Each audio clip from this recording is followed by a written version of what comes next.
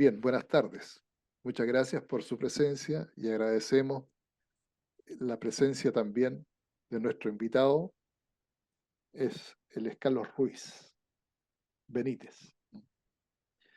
Él nos va a hablar hoy día de un tema que empezamos ya a tratar por las nuestras de conversar, pero su presentación dice relación con el uso de novedosas técnicas utilizando el yoduro de plata. ¿Mm?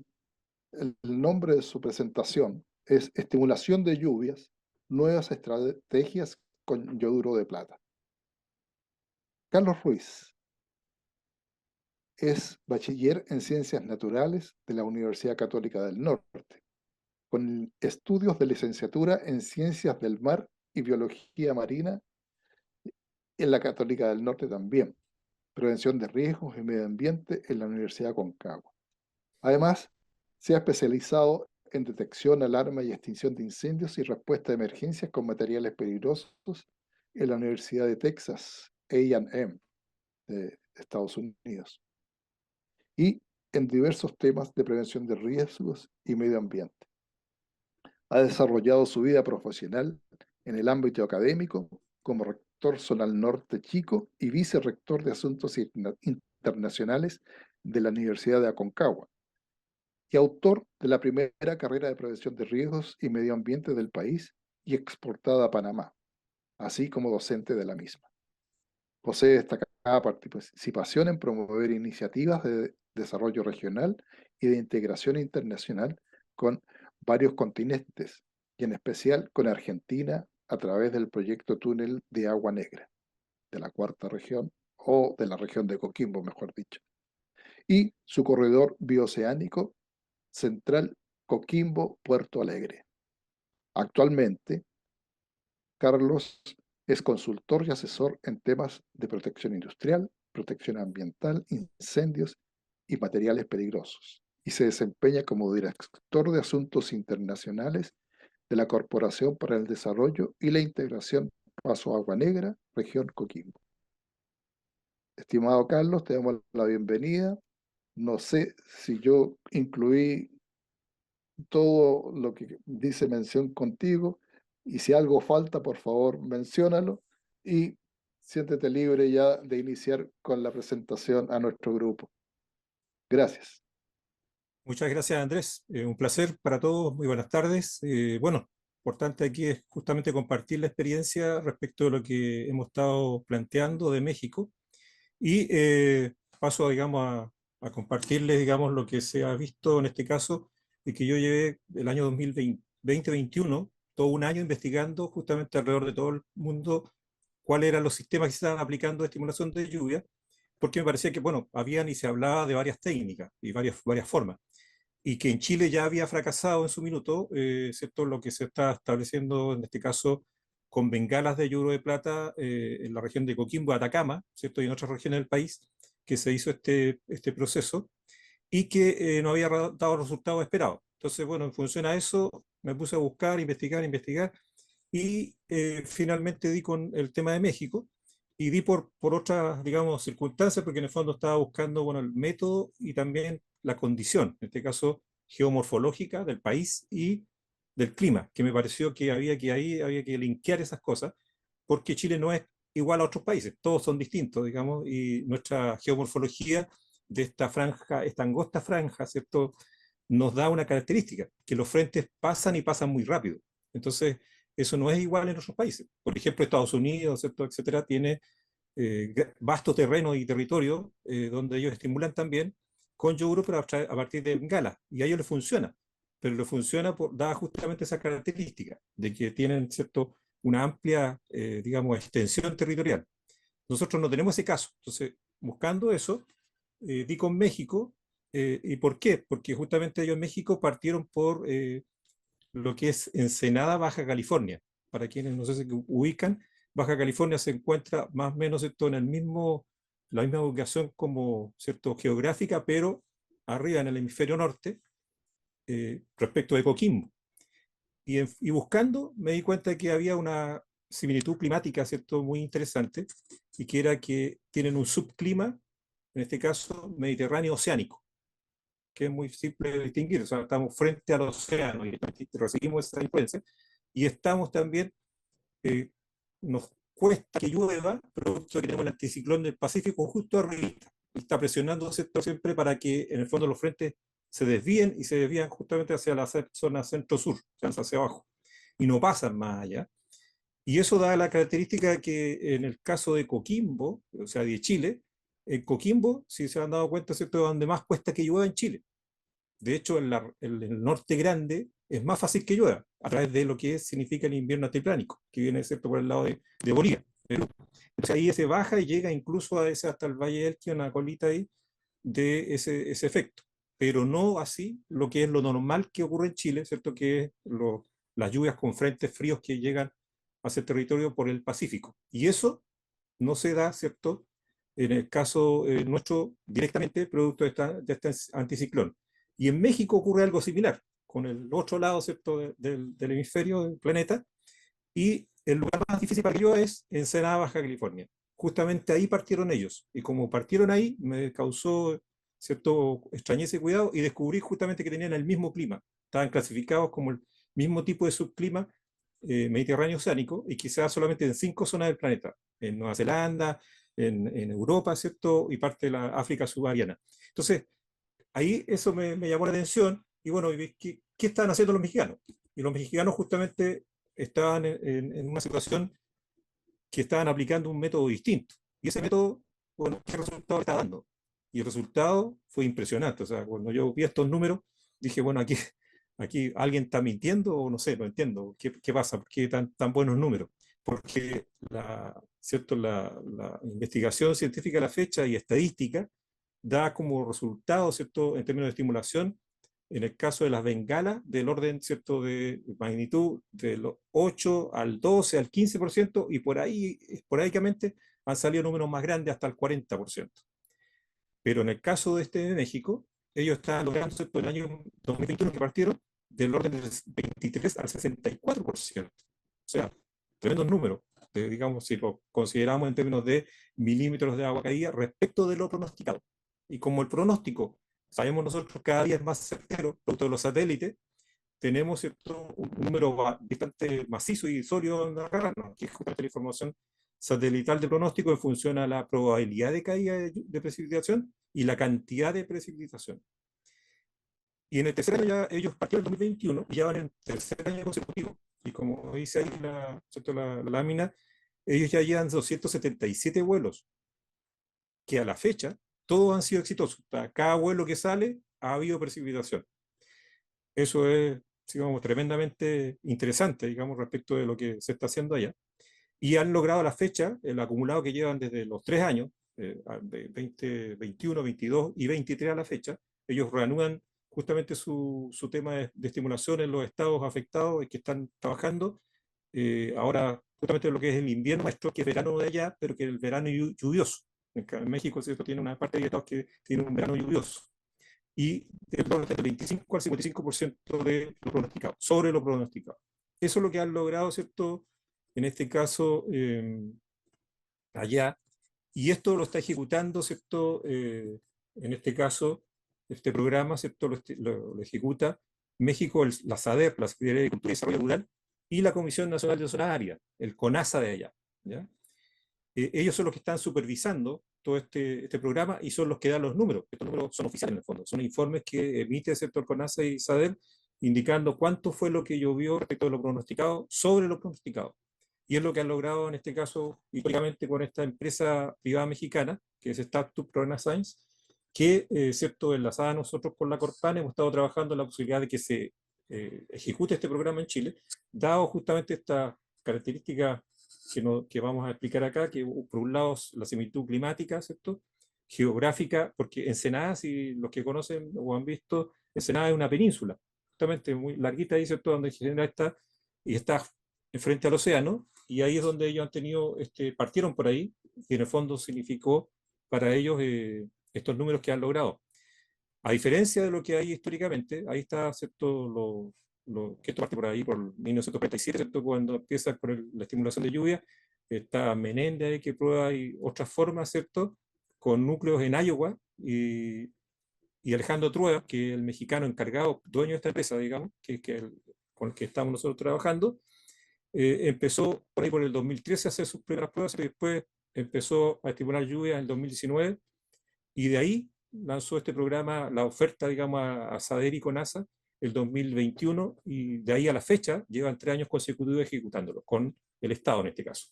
Y con el apoyo del ejército, digamos, la Fuerza Aérea Mexicana. Están trabajando ellos con la Fuerza Aérea Mexicana, con aviones de la Fuerza Aérea, y en 3 estados a la fecha ya tienen aviones propios, que ustedes saben, los estados mexicanos grandotes ahí tienen poder económico y todo, y tienen su propio avión que ya digamos, proporcionaron para el programa y lo adaptaron para el caso, porque tiene que tener algunas modificaciones, pero pequeñas, pero básicamente lo interesante es la diferencia tecnológica.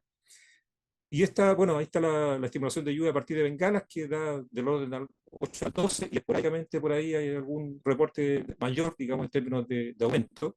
No sé si conocen, pero en Chile hay un programa de estimulación en este minuto vigente, funcionando, en Cachapual, ¿ya? En la región de O'Higgins, que es financiado por el cliente y que tiene generadores de yogur de plata en tierra. O sea, estos están, ¿cierto?, bombardeando las masas nubosas que cuando aparecen las condiciones, ahí en Carlos, tierra en Cachapá. Exactamente, un proceso, digamos, de estimulación, pero atmosférica.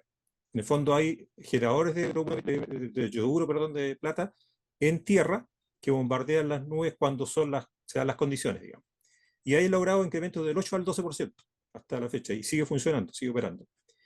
Pero ahí se da una característica, que ese territorio es más amplio, ¿cierto? Y hay una olla hidrográfica que permite, digamos, y como que los frentes de ahí tienen, ¿cierto?, la posibilidad de estar más tiempo estacionados, ¿ya? Lo que no sucede acá en la región de Coquimbo, y ni en la tercera, ni en la quinta y metropolitana, digamos, específicamente quinta, cuarta y tercera pasan mucho más rápido. Y eso, ¿cierto?, es lo que ha dado para el caso de la estimulación de lluvia digamos, en México. Y la diferencia tecnológica parte aquí, cuando se habla de que la lluvia ya no es, ¿cierto?, generada por núcleos de yoduro de plata liberados por bengalas o generadores. Cuando hablamos de bengala o generador, vamos a verlo ahí, hablamos, ¿cierto?, de un proceso de combustión para que se liberen y desprendan estos núcleos de yoduro, ¿cierto?, en las masas nubosas. En el caso de México, ¿cierto?, lo que se habla es una estimación de lluvia a partir de núcleos sobreenfriados. O sea, estos núcleos van a muy baja temperatura. ¿Qué hace eso? Que en el fondo está emulando la condición de un frente frío. ¿Qué es lo que ocurre? Los frentes fríos, si uno le pregunta a un meteorólogo, para que llueva, ¿qué necesita? Que esté entre menos 10 a menos 20 grados bajo cero. Bueno, aquí lo que está haciendo esta estimulación es que lanza, ¿cierto?, estos núcleos a una temperatura apropiada para que la nube crea que, ¿cierto?, ya está la condición para que en el fondo empiece a precipitar. Y eso hace que esto sea mucho más rápido. O sea, ha logrado en el fondo y esto es la otra gran noticia que tienen en México y lo que han logrado, y por eso lleva 3 años consecutivos haciéndolo, es que ellos a los 10-15 minutos de estimulación ya tienen precipitación, ¿ya? O sea, claramente es muy distinta la situación a lo que ocurre con las bengalas o generadores, que en el caso de Chile no funcionaron o funcionaron en su minuto, el 2010-2012, cuando se habló de que hubo reporte de lluvia en San Juan, Argentina. O sea, la lluvia se produjo, por estimación probablemente, muy probablemente, pero los núcleos no estaban en la condición. ¿Y cuándo lograron la condición? Cuando fueron ascendiendo y subiendo y pasando la cordillera. Y por lo tanto pasaron al otro lado y ya ahí sí llovió. En el fondo le hicimos la pega a Argentina, ¿cierto? Le mandamos la lluvia desde Chile, producto de que se estimuló acá. Pero con un sistema que no era rápido o eficiente para el caso nuestro, geomorfológicamente hablando, en esos términos. Y esto, ¿cierto?, permite, digamos, que se produzca esta situación con las nubes, ¿cierto?, en la atmósfera, los famosos cumulonimbus son los ideales para esto. E incluso ellos en México han logrado hacer llover con nubes precarias, o sea, como sea, no tan, ¿cierto?, densa y grande, como el caso de los cumulonimbus, que son los que normalmente tienen lluvia. En otros también han logrado, digamos, esta posibilidad. Y esta, como dice ahí, operación bajo diferentes condiciones de nubosidad, óptimas o precarias, incluso con eso, ¿cierto? Cuando hay estos claros de repente, hasta incluso con esa situación han logrado, digamos, tener éxito con su estimulación. En la estimulación de ayuda, ¿cierto?, física está que la base de todo esto parte que la molécula de yoduro de plata, ¿cierto?, es prácticamente en forma idéntica a la de hielo, y por eso se descubrió en su minuto, ¿cierto?, cuando partió, y de ahí se ha seguido utilizando, y está comprobado que funciona, porque se usa en el mundo extensivamente, no solamente para hacer llover, se usa también para precipitar antes los granizos, para evitar los piedrazos estos de granizos gigantes, ¿cierto? Se estimula antes, previamente, para que los granizos sean más pequeños, porque si no caerían rocas más grandes y producirían más daño en países que, por ejemplo, tienen aeropuertos que les puede pasar esto, o lugares habitados, ¿cierto?, donde puede producir mucho daño. Ahí está, ¿cierto?, la comparación al yoduro a 1900X, ¿cierto?, bajo ocular de microscopio, cómo se ve el yoduro de plata, ¿cierto?, y la molécula de hielo. Son prácticamente idénticas. Por ahí viene, ¿cierto?, esa base científica de que esto opera y funciona. Y el método tradicional, ¿cierto?, que es el caso de China, Estados Unidos, Bolivia, etcétera, es y que se aplicó en Chile, el famoso, ¿cierto?, yoduro de plata, pero a través de bengalas, que en el fondo significa que, ¿cierto?, la avioneta lleva aquí en el ala una bengala o generador de yoduro que por combustión desprende estos núcleos de yoduro de plata y lo tira sobre las nubes, ¿ya? Esa es y los generadores atmosféricos en tierra, que es el caso que les comentaba en Cachapual, que es este caso. Eso está, digamos, funcionando así, que es desde abajo hacia arriba. Y el otro caso, y bueno, ahí está métodos similares, ahí está Modification, ese es de Estados Unidos, empresas norteamericanas que lo aplican, en China que están con los cañones también, y las bengalas, ¿cierto?, de los aviones o generadores. Ahí está el mismo caso, ¿cierto? Estas son las famosas bengalas, fíjense cómo van ahí a usar en el ala del avión. Y ahí está, ¿cierto?, la diferencia, que la nucleación que se produce es como apelmazada. Vamos a compararla con la otra. Y esta nucleación apelmazada, en el fondo, inhibe o le quita eficiencia en términos de rapidez al método, digamos. Y por lo tanto, tiene que esperar la condición del frío, o sea, que se produzca la cantidad de temperatura, así como en la agricultura, el frío, ¿cierto?, para que se produzca la floración, la fructificación en el caso de los frutos. Acá también necesitamos la temperatura muy baja, y eso no se da en esta, ¿cierto?, situación hasta que no se consigue producto de ¿cierto?, donde esté ubicada la masa nubosa. En el caso de inyección de núcleo sobreenfriado, ¿cierto?, está ahí y se ve la nucleación que es mucho más nítida, ¿sí? No se ven estos grumos, ¿ya?, sino que es nítida. Y eso hace que esa nitidez hace que sea mucho más rápido el proceso, porque hay estos núcleos separaditos por sí solos, cada uno, es como si fuera, ¿cierto?, una partícula de hielo. Y por lo tanto ahí llegan las otras partículitas que están en la nube, se van, ¿cierto?, adosando. Y ahí producen el que produzca el aumento de tamaño, y ese aumento de tamaño implica mayor densidad, mayor peso, y ahí precipita, cae el hielo, que de acuerdo a la altura y donde esté la isoterma cero, va a transformarse en agua o en nieve, ¿cierto?, de acuerdo a la temperatura que esté en ese lugar de precipitación.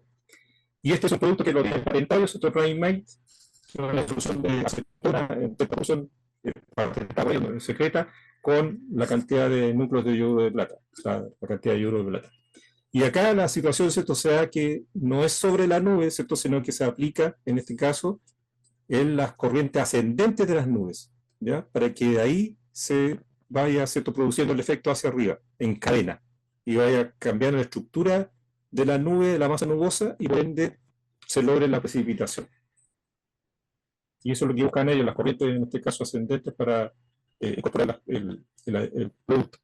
Y se hace esto a través de aspersión. O sea, estos núcleos sobreinflados no se ingresan, ¿cierto?, a la nube por combustión, sino que es por aspersión. Igual que la agricultura, ¿cierto?, se asperja. ¿Y cómo se asperja, ¿cierto?, a partir de, en este caso, un aparato de aspersión agrícola que se coloca en la cola del avión? Y lo vamos a ver un ratito más aquí. Bueno, con base al objetivo de su proyecto, justamente para el tema de la agricultura, que sabemos que la mayor consumo y demanda de agua es la agricultura, del orden de más del 70%. Después viene la minería, ¿cierto? Y después vienen los otros usos, digamos, del agua. El equipo de trabajo, bueno, se trabaja con aviones, en este caso del ejército y estatales, tipo King Air 350 y 200, que son presurizados, son bimotor presurizados. Eso es lo que se requiere para este efecto. Otra característica muy interesante de este programa, y que lo hemos comentado, ¿cierto?, es que se trabaja con polígono de trabajo, o sea, no es llegar y que ellos salen y tiran el producto en cualquier parte, en cualquier nube que encuentran, no. Ellos establecen un polígono de trabajo en el cual se busca que en ese polígono, en esas áreas que están aquí demarcadas, ¿cierto?, sean los lugares a donde ojalá caiga la mayor cantidad de precipitación. Como dice uno, el lugar donde se quiere que llueva, sí, justamente, donde se quiere que llueva, ellos buscan que ahí se establezca la mayor precipitación. ¿Cómo logran esto? A través de estos polígonos, a través de el seguimiento y casas, ¿cierto?, de los frentes que van echando nubosos y la aplicación de productos, ellos logran tener cierto nivel de control sobre la masa nubosa, de la dirección del viento, para dónde vaya, etcétera, para poder, como quien diría en términos vaqueanos, ahí, arrear las nubes, ¿ya? Arrearlas ahí hacia el lugar donde yo quiero que haya mayor precipitación. ¿Y cómo se puede esto? Estos polígonos que están acá, ¿cierto?, estos polígonos de Tiese que se establecen, tienen en tierra, se colocan en sus márgenes y en lugares específicos de acuerdo a una fórmula matemática, se establecen ciertos pluviómetros en tierra, justamente para cuantificar si realmente cuánto más cayó en el lugar que yo quería que cayera.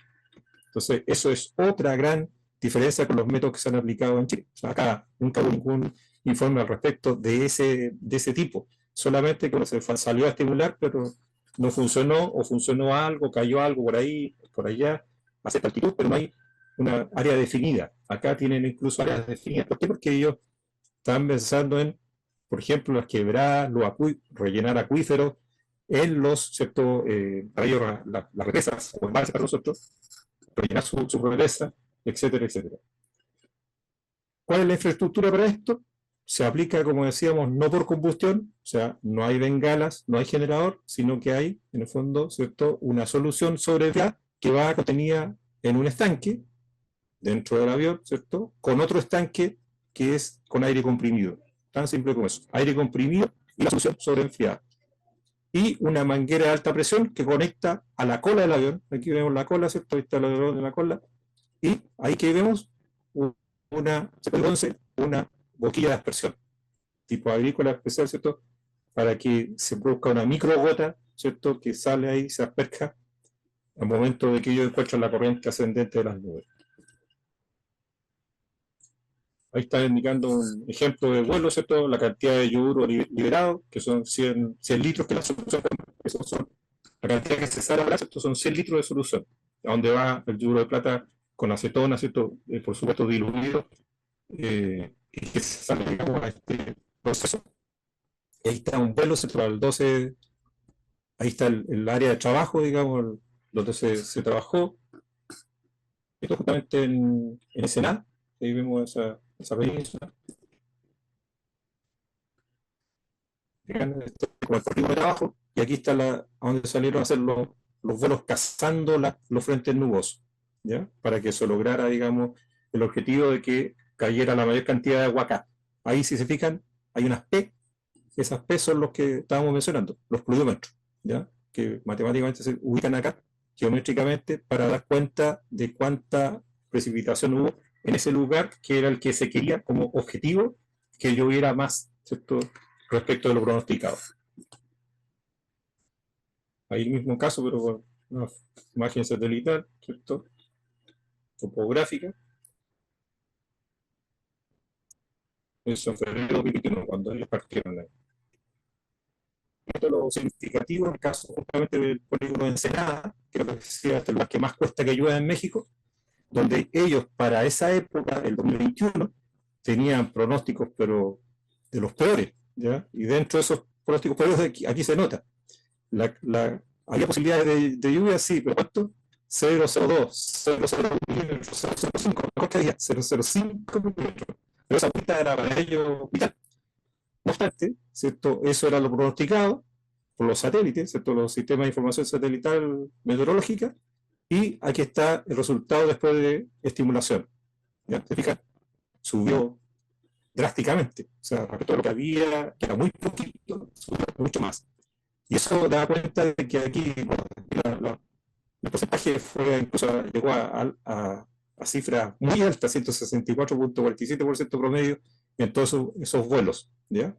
Producto de que el pronóstico era muy bajito, demasiado bajo, y se aumentó drásticamente. Igual fue bajo, pero fue mucho más. Y logró finalmente el resultado final, 27,96 milímetros de agua, a una estimulación sobre lo pronosticado, que para ellos fue agua, para lo que necesitaban en ese minuto, que estaban con una situación digamos, de sequía en ese lugar extrema. Y tenían los demás como nosotros. Entonces, esa fue lo que ocurrió, ¿cierto? En este caso, en Ensenada, en el primer año de aplicación del 2021. De ahí, como ellos lograron eso en Ensenada, que nadie da, digamos, nada, decía, ahí no va a caer ni un milímetro de agua, como los pronósticos que habían, y ellos lograron más de 30 sobre lo pronosticado. Ahí todos los otros estados que estaban complicados con la sequía, todos quisieron, oye, venga para acá, venga para acá, venga para acá, y ahí, digamos, la SADER y CONASA establecieron los programas en los otros estados que estaban afectados por sequía. ¿Por qué? Porque se logró, esa fue la premisa de la gente de México, digamos, de la empresa, que apostó al pleno. Dijo, aquí este es el lugar más difícil. Si logro el efecto aquí, obviamente los demás van a sumarse en función a que se logró en el lugar que todos conocen geográficamente, que es el más difícil, que en este caso Ensenada, allá en México. E incluso ellos han logrado, ¿cierto?, controlar incendios con esta estimulación. Estaban ellos trabajando en lo que es esta estimulación hacia otro estado, y apareció este incendio de vía, ¿cierto?, Santiago Arteaga, Coahuila, Nuevo León, en la frontera ahí. El 22 de febrero del 2021 se presenta helada con quema de vegetación. El 17 de marzo inicia incendio y el 31 de marzo había quemado 7.508 hectáreas, solo en Nueva León, y consumió un total de 13.000 hectáreas en los dos estados. Ahí, ¿qué pasó? Salió el vuelo número 7. Ahí, antes habíamos hablado del vuelo 6, excepto hasta esos vuelos de ahí. Sale el vuelo número 7 el 31 de marzo, con los 100 litros de solución, y recorre 1.550 kilómetros, sale a 16:40 y logra controlar un incendio de magnitud que ya habían encargado y pararon eso justamente, producto de esta estimulación, al avión que los mismos que ya conocemos acá, el avión tanker que venía de Estados Unidos, ahí les presto servicio, los mismos servicios que acá, ¿cierto? Los tankers famosos, para ir a este incendio que era muy grande. Y justamente por el azar y la suerte, un satélite está fotografiando toda esa zona. Entonces, los satélites pasan y van sacando fotos, y justamente hizo las fotografías del antes, durante y después, ¿ya? En que está la mancha, ¿cierto?, producto del calor que se está generando, y se ve, ¿cierto?, el tema del incendio. Ellos estimulan y empieza a cambiar la cosa y se produce la extinción del incendio, ¿ya? Y todo eso quedó registrado satelitalmente sin que ellos, ¿ya? Fue una prueba extra que les llegó ahí, caía del cielo para el programa. Y bueno, por supuesto, ahí todos los medios de prensa y todos mexicanos quedaron muy impresionados por lo que había ocurrido, producto de que no se trajo el avión tanker y se controló el incendio desde el cielo igual, pero con lluvia, ¿ya? Entonces, fue una situación muy interesante. Ahí está lo que dedicábamos del polígono, ¿cierto?, para controlar el incendio, y las líneas que trazaron para, justamente ellos trazaron eso, hicieron lo mismo, la misma técnica que están aplicando para estimular, ¿cierto?, con los polígonos, lo hicieron para el caso del incendio. El incendio está acá, y las nubes vienen por acá, vamos a ir a atacar acá, y las vamos ¿cierto?, tratar de desplazar, y justamente se produjo eso, y lograron el efecto, y tenía precipitación alrededor de 10 a 15 minutos, ya estaba precipitando, y lograr controlar el siniestro. Y esa estrategia de estimulación empleada es la que le está dando a ellos los mayores beneficios, a través de que ellos han logrado, ¿cierto?, con este tema, y que incluso está documentado por la literatura científica. Vamos a mostrar ahí un paper que es de los últimos que hay al respecto, de Colorado, de Estados Unidos, en que se ve que cuando se aplica el yoduro de plata, ¿cierto?, en las nubes, hay un cambio de densidad y un cambio de estructura de la nube. O sea, se empieza, ¿cierto?, como diríamos, preparar para llover. Y ese cambio, ¿cierto?, significa que, por supuesto, aumenta, por ejemplo, cambia de densidad, porque empiezan a liberarse los cubitos de hielo ahí, ¿cierto?, y cambia de densidad en ciertas zonas de la área de la nube, y por lo tanto eso logra lo que estábamos mencionando anteriormente, que ellos han logrado arrear, ¿cierto?, estas nubes. O sea, dirigirla, controlar, digamos, para dónde querer desplazarla, producto de la estimulación. O sea, yo voy en el vuelo, ¿cierto? Veo a dónde están las corrientes ascendentes, eso ya son expertos en eso, ya 277 vuelos de experiencia a la fecha, y buscan dónde, ¿cierto? Pero lanzan el producto en cierta dirección, de acuerdo a lo que ellos, a dónde quieren lograr que llegue más cantidad de lluvia. Y los resultados, por supuesto, se evalúan, ¿cierto?, a través de estos estadísticos, que es lo que estábamos conversando, ¿cierto? Que está el pronóstico del satélite, la probabilidad de lluvia y la probabilidad de cantidad de lluvia, y respecto a esa probabilidad de cantidad se establece cuál es la diferencia en términos de, ¿cierto?, lo que llovió después de. Y eso a partir de los famosos polígonos, ¿cierto?, de Thiessen, y ahí se establece la red para poner los pluviómetros en tierra y poder medir y cuantificar cuánto fue lo que llovió sobre lo pronosticado.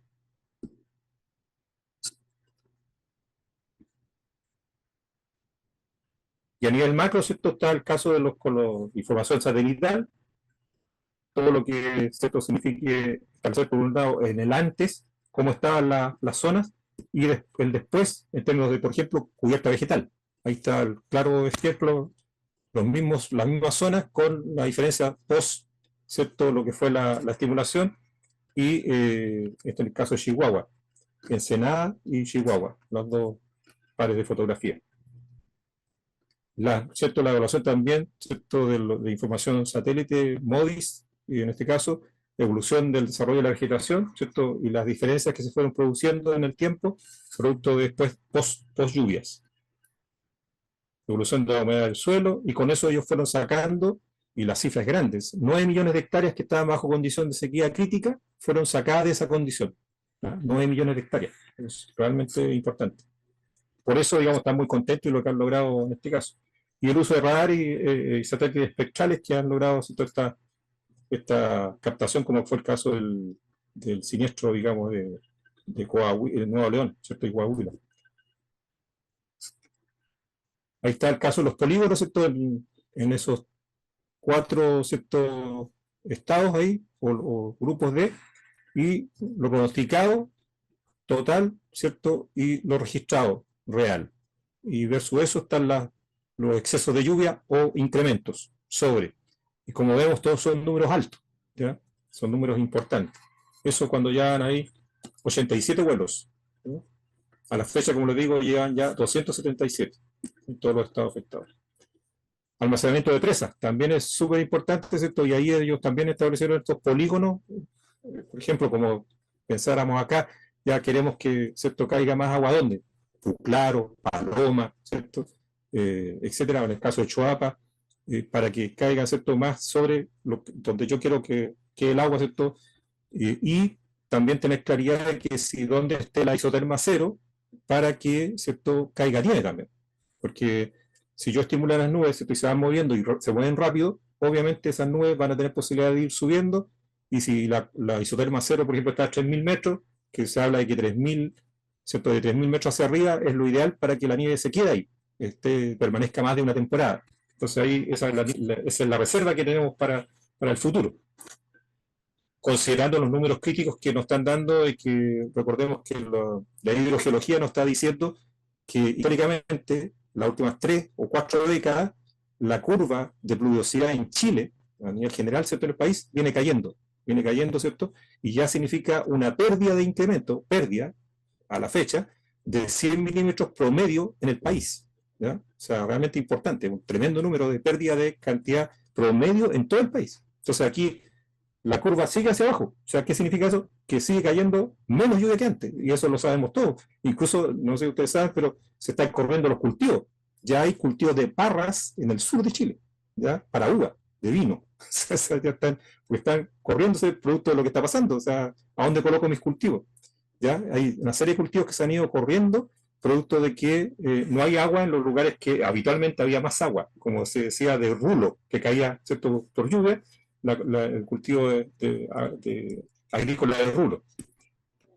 Entonces, todo eso ha ido cambiando, y por ende necesita alguna mitigación, y en eso felicito aquí, aprovecho ahí a Juan Carlos Sáenz, que nos ha aportado mucho y apoyado, ¿cierto?, a Francisco Hernández y a mí para poder llevar digamos, a los distintos ámbitos este tema, producto de que no se está haciendo nada, no hay ninguna acción concreta para el ahora, ¿cierto? La emergencia que estamos viviendo, y solamente estamos pensando en cosas que son futuras y que finalmente, como se hablaba por ahí de la matriz de costo, es ínfimo el costo respecto de la posibilidad de beneficio, respecto de otras soluciones que además son en el tiempo mucho más largas, o sea, que nos van a demorar más.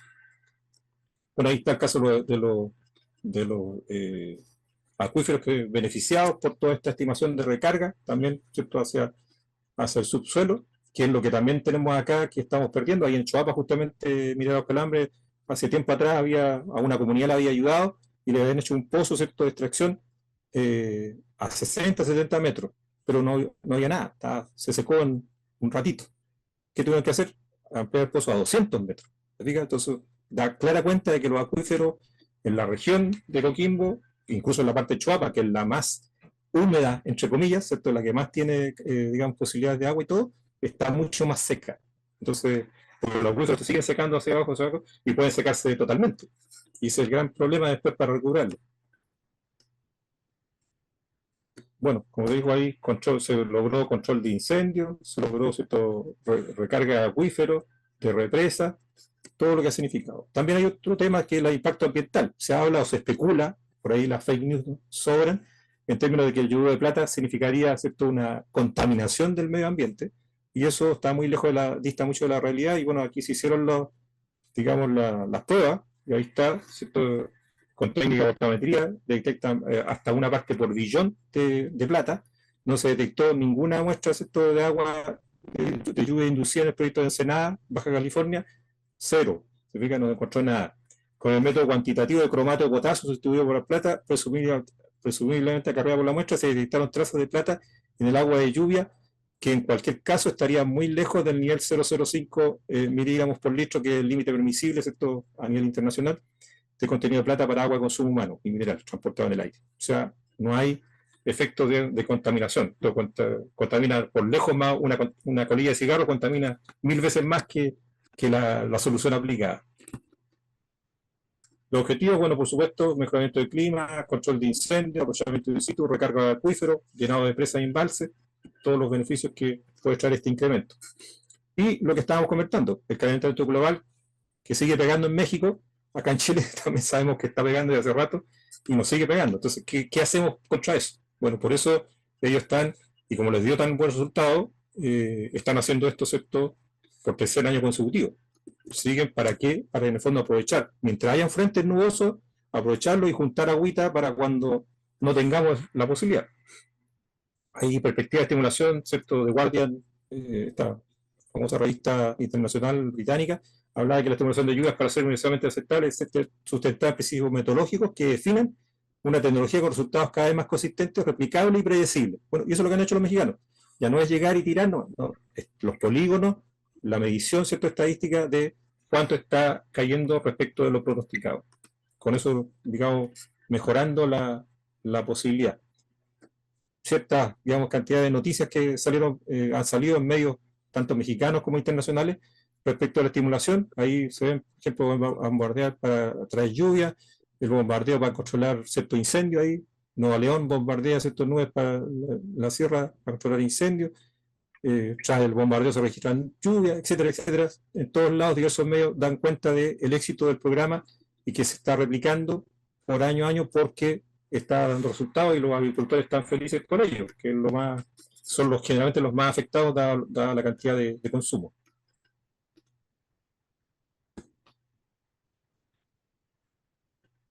Entonces hay las perspectivas, la aceptación del uso de la estimulación llega para ser aceptada, todo lo que estamos comentando. Ahí está el paper que los comentaba antes de la Universidad, ¿cierto?, de la gente de Colorado, que es cuantificación de las nevadas a partir de siembra de nubes holográficas. Entonces aquí ellos dan cuenta, por primera vez, dice que esta es una investigación única porque por primera vez hay una evidencia física respecto, ¿cierto?, de lo que es la estimulación con yodo de plata en lo que es la composición y transformación de la nube una vez que es, ¿cierto?, estimulada con yodo de plata. Y ellos hicieron la prueba, digamos, el experimento científico con y sin. sea, está la nube ahí, una nube acá, una nube acá, ¿cierto? Esta no la aplicamos, a esta la aplicamos, y utilizaron, ¿cierto? Como en Estados Unidos tienen una red tremenda y potente, que no tenemos en Chile, que debíamos de tener también, que es los famosos radares Doppler, los radares meteorológicos, ¿ya? Que te dan, ¿cierto?, la certeza absoluta de lo que está pasando en todas las masas, incluso son capaces de calcular cuánta agua trae la nube, ¿ya? O sea, todo lo que concerniente, que son los radares Doppler. En el 2000 se habían establecido en Chile un proyecto para dotar de 12 radares Doppler antes del 2019, lamentablemente. Después de eso, todos sabemos lo que pasó en Chile. Lamentablemente el proyecto quedó ahí, no se hizo y no tenemos radar Doppler, digamos, en Chile. Pero en Estados Unidos lo tienen, una tremenda red en todos los aeropuertos y en muchos lugares más. Y ellos con esos radares lograron, ¿cierto?, ver la nube directamente, ver las nubes con y sin yoduro de plata. Y cuando le agregan el yoduro de plata, la nube se transforma, cambia, que es lo que empíricamente han visto los mexicanos y que han logrado justamente esto de arreglar las nubes y todo, porque se dan cuenta que la nube se va transformando, va cambiando.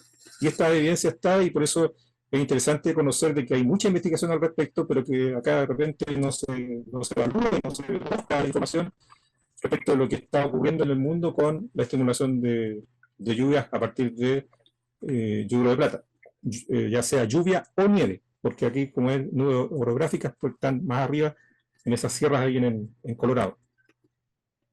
Ahí son los extractos del mismo paper, ¿cierto? Y ahí dice clarito, hasta el momento de la nevada del suelo, por ahí las condiciones estadísticas, ¿ves? Lo que se hacía históricamente era siempre considerar cuánto llovió respecto al pronosticado, y es una evidencia estadística, pero no científica real, ¿cierto? Y acá lo que tienen ellos es que pueden decir, digamos, que es el único, que se dice que lo que hace este estudio es que sea el único que la evolución temporal de una nube sembrada se documenta desde el momento de la inyección de yoduro de plata hasta el momento de la nevada en el suelo. Y eso en todo el ancho de la parcela de nube sembrada.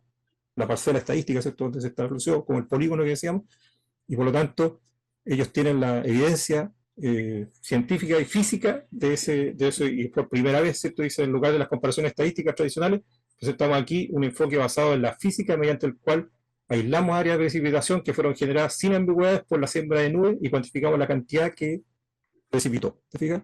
Sin ambigüedad, o sea, en forma inequívoca, con yoduro de plata, sin yoduro de plata. Esa es una evidencia científica, como diríamos en términos científicos, dura, más dura, digamos, porque es una cosa física, no estadística.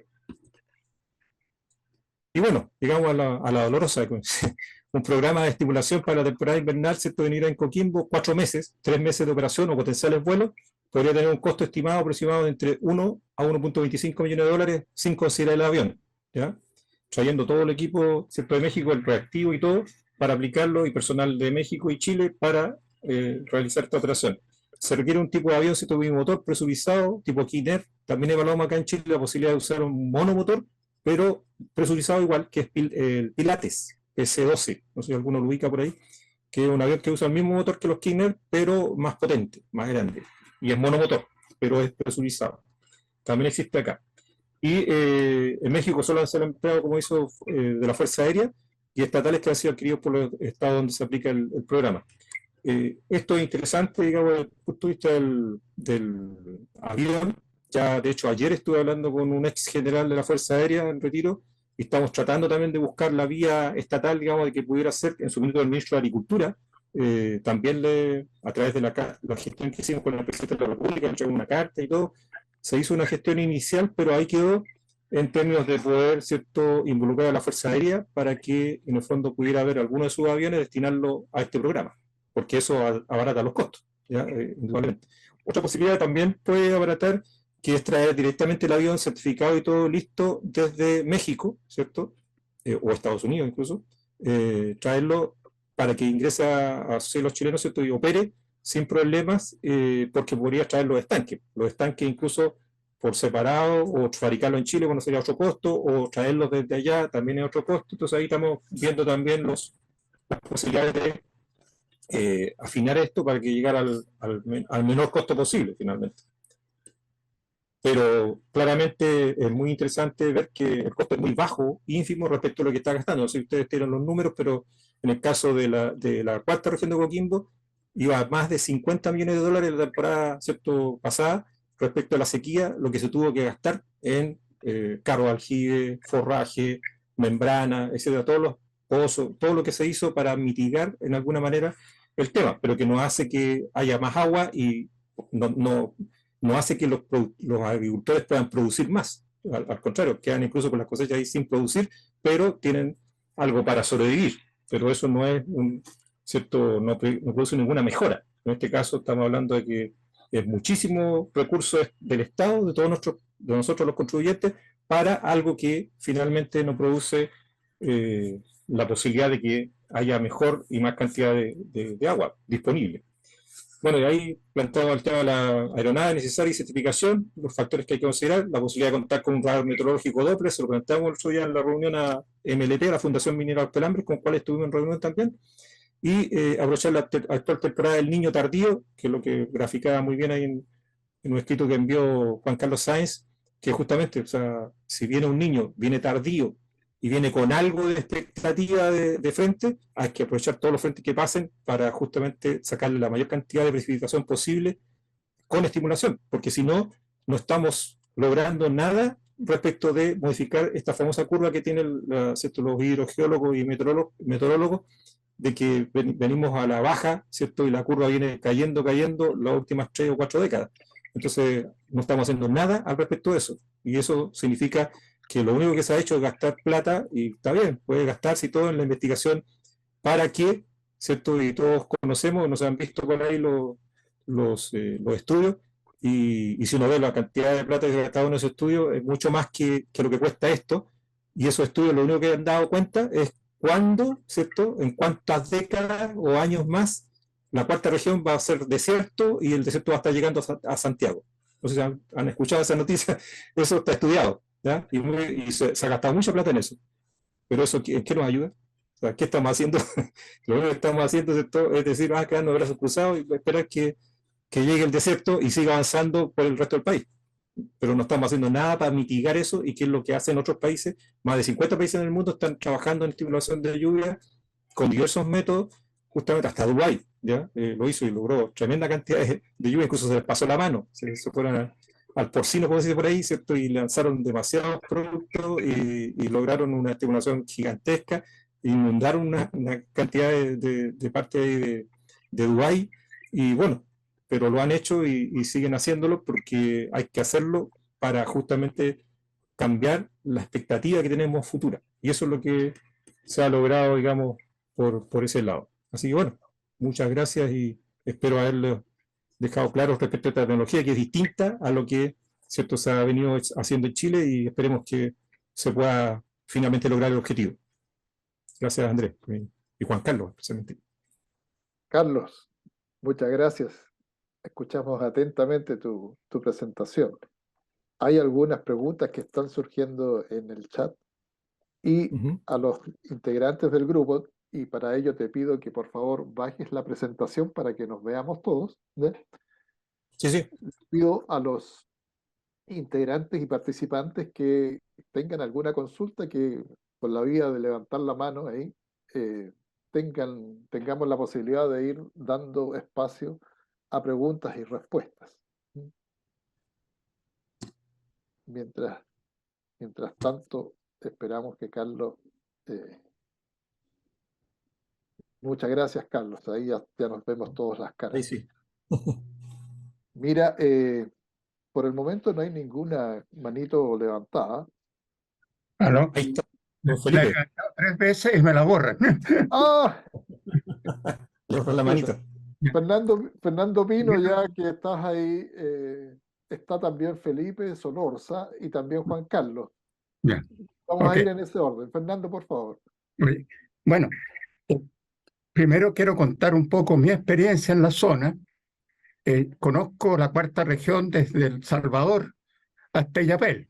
He trabajado en todas esas áreas, y en el caso de la provincia de Elqui, llevo viviendo 40 años, trabajé 11 años a 4.000 metros de altura. Ahora, el clima de la zona en las mañanas es nuboso casi siempre, pero ya pasado de Vicuña para arriba, nunca he visto nubes, salvo cuando hay lluvia. Y en el caso de El Indio, donde yo trabajé, eh, siempre que había algún temporal, algo así, era nieve. O sea, ese es un resumen. Solamente una vez nos pilló lo que llaman el invierno altiplánico, pero nunca vi nubes. Entonces, esa es mi experiencia. La segunda es respecto a qué tal, qué tan comparable es la experiencia de la zona de Alto California con Chile. En el caso de Alto California sabemos que es una península, ¿no es cierto? Y eso es re importante para efectos del clima. Es una península, casi una isla. Nosotros aquí en Juan Fernando estamos al lado y llueve muy seguido. Y si tienen una corriente fría, como el caso nuestro, es la corriente de Humboldt. Esas son mis dos preguntas. O sea, mi primera es un comentario contando mi experiencia y segundo es sobre cómo se compara la Alta California con la situación chilena. Sí, Gracias, esto, Fernando. Por favor, Fernando. Carlos. Sí, sí, el tema ahí de Baja California. Alta sería para... Exactamente, Baja California es una península. Sí, sí. Lo que pasa es que hay una península y la otra parte es tierra, digamos. Para abajo. Sí, exactamente. Toda esa parte de Baja California, Ensenada, ¿cierto? Baja California, es la que se compara climáticamente en términos del clima, que el clima tiene esta influencia oceánica directa. Y esa influencia oceánica a esa altura, digamos, de latitud en el hemisferio norte, tiene, ¿cierto?, las características muy similares o iguales, digamos, porque acá la gente dice lo mismo. Allá en Baja California, en esa parte, también te dice lo mismo, que en la mañana es nublado, ¿cierto? Y la tarde ya no está, y a veces está niebla, y todo lo que conocemos en la región de Coquimbo, lo mismo se reproduce en esa zona de Baja California. Y tiene temperaturas muy agradables para turismo. Ensenada es muy reconocida justamente por el tema turístico, igual que Coquimbo Serena, ¿cierto?, en lo que es turismo de playa de sol, porque tiene, ¿cierto?, estas temperaturas que no son ni muy bajas ni muy altas, y tiene, ¿cierto?, muy baja o escasa precipitación. Esa es la condición de comparación, digamos, en términos de eso. Y lo otro, que como bien dice, por un lado es península, pero eso nos permite a nosotros compararnos en términos de anchura, ¿te porque es una cosa muy angosta y que también los frentes pasan más rápido ahí, ¿te fijas? A diferencia de lo que el resto de México más hacia abajo, donde es más ancho, ¿cierto? Y los frentes se quedan, al igual que en Estados Unidos, se quedan más tiempo ahí.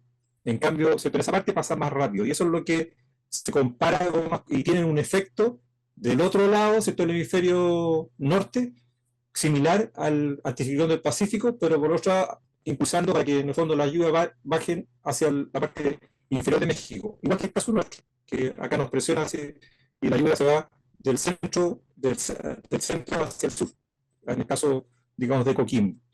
Esa es más o menos la idea, y por eso se comparan, digamos, estas dos zonas y que tienen muy baja pluviosidad, ¿sí?, similar a la nuestra.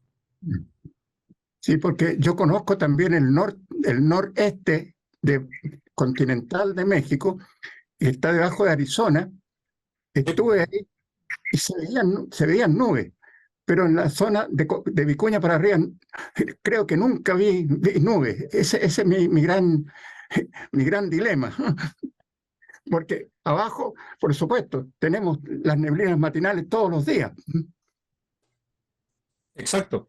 Y eso es lo que cuando hay frentes, como bien dices tú, en el caso de Indio, es porque ahí la cota, tú trabajabas a 4.000 metros, también estuve por ahí asesorando a Indio, trabajando ahí con la gente en tanto, fui incluso a Planta. Suelta los cables, Carlos, porque no se escucha nada.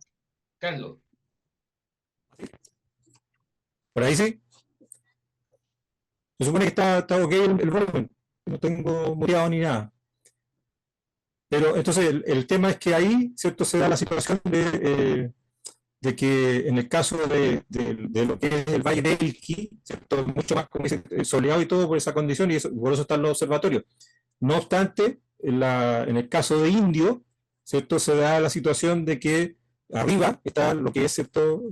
La altura, ahí la isoterma cero está, ¿cierto? Siempre hay de 3000 para arriba, y por ende, generalmente ahí es donde se produce ¿cierto? La precipitación de nieve y no de lluvia, ¿ya? Y hay que aprovecharlo, estimularlo cuando vienen entrando, entran por la costa. Y ahí es donde uno tiene que salir, como decíamos, como lo mostrábamos ahí en el caso de Senada, salir a cazarlos, ¿ya? A buscar esos frentes, estimularlos para que después vaya cayendo la lluvia en los lugares que más necesitamos. Perfecto. Gracias, Carlos. Gracias, Fernando. Está también, Felipe estaba ahí pidiendo la palabra. Por favor, Felipe, te escuchamos. Abre tu micrófono.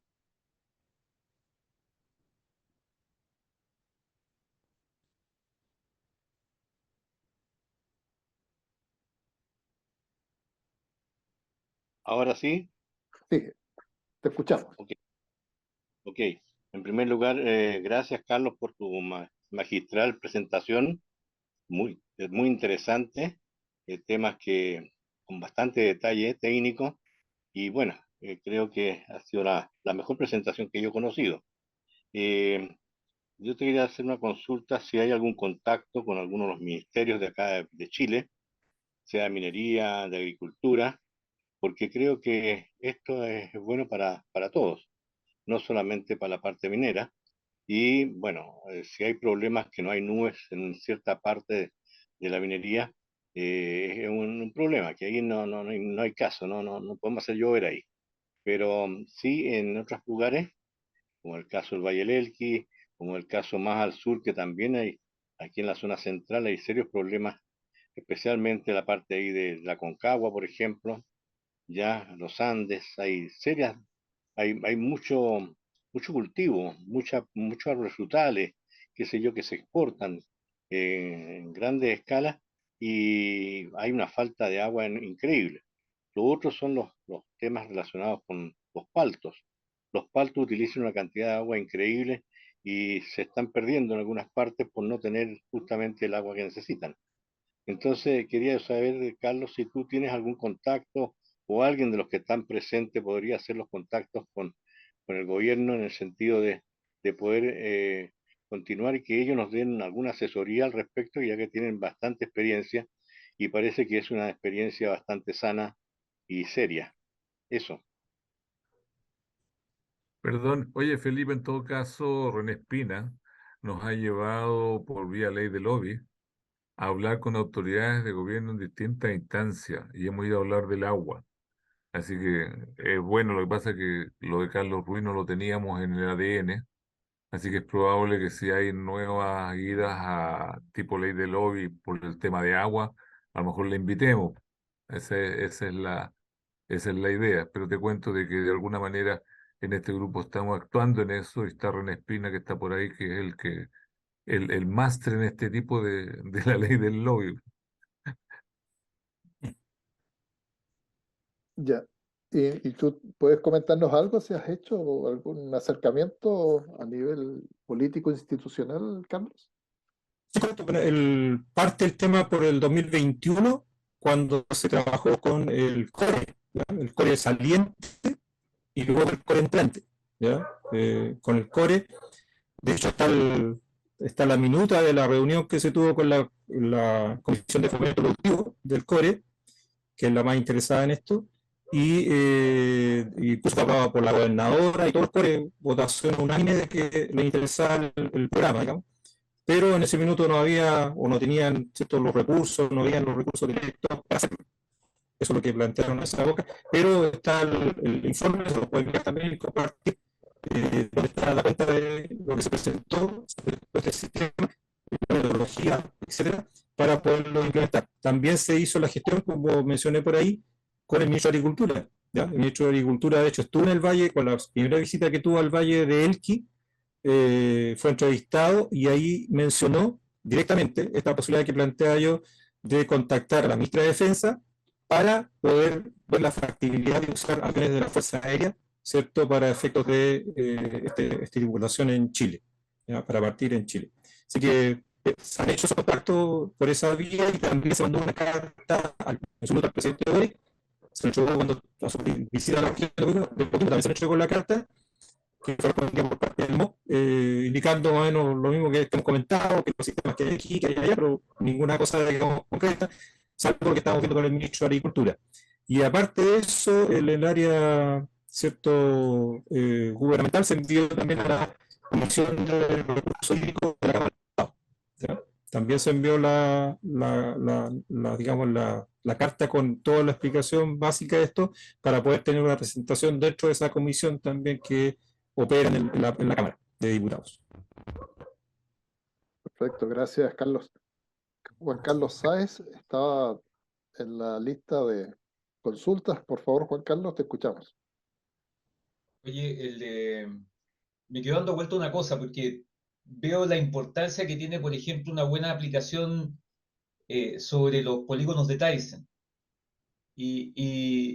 Estos polígonos de Tyson tú los podías usar bien cuando tenéis superficies que son más bien planas. ¿Qué pasa cuando entráis a la media montaña o a la alta montaña? ¿Ya no tendrían utilidad? Eso lo estuvimos comentando con Alejandro Trua en su minuto, y él dice que, bueno, hay que buscar los mejores puntos, digamos, para en el fondo los polígonos buscan tener también los puntos en tierra para el caso de los pluviometros. Entonces ahí es donde tendríamos alguna dificultad, como bien dices tú, con los valles, la geomorfología, para colocar los puntos de pluviómetro en tierra. Pero básicamente si no hay que irse a la extrapolación, irse un poco más allá, un poco más acá, a donde se pudiera establecer, digamos, el pluviómetro. Que eso Ya, es básicamente es lo que conversabas antes de que entráramos a la presentación tuya, que uno tiene que irse por el camino del medio en el fondo. ¿Ah? La parte buena es que podemos aplicar todo lo que significa software y polígonos de Tyson en los terrenos superficiales de los valles, y después ya cuando entráis a la zona de media y alta montaña tenéis simplemente que empezar a articular puntos nomás. Así que no queda otra, pero sería lo más factible. exactamente.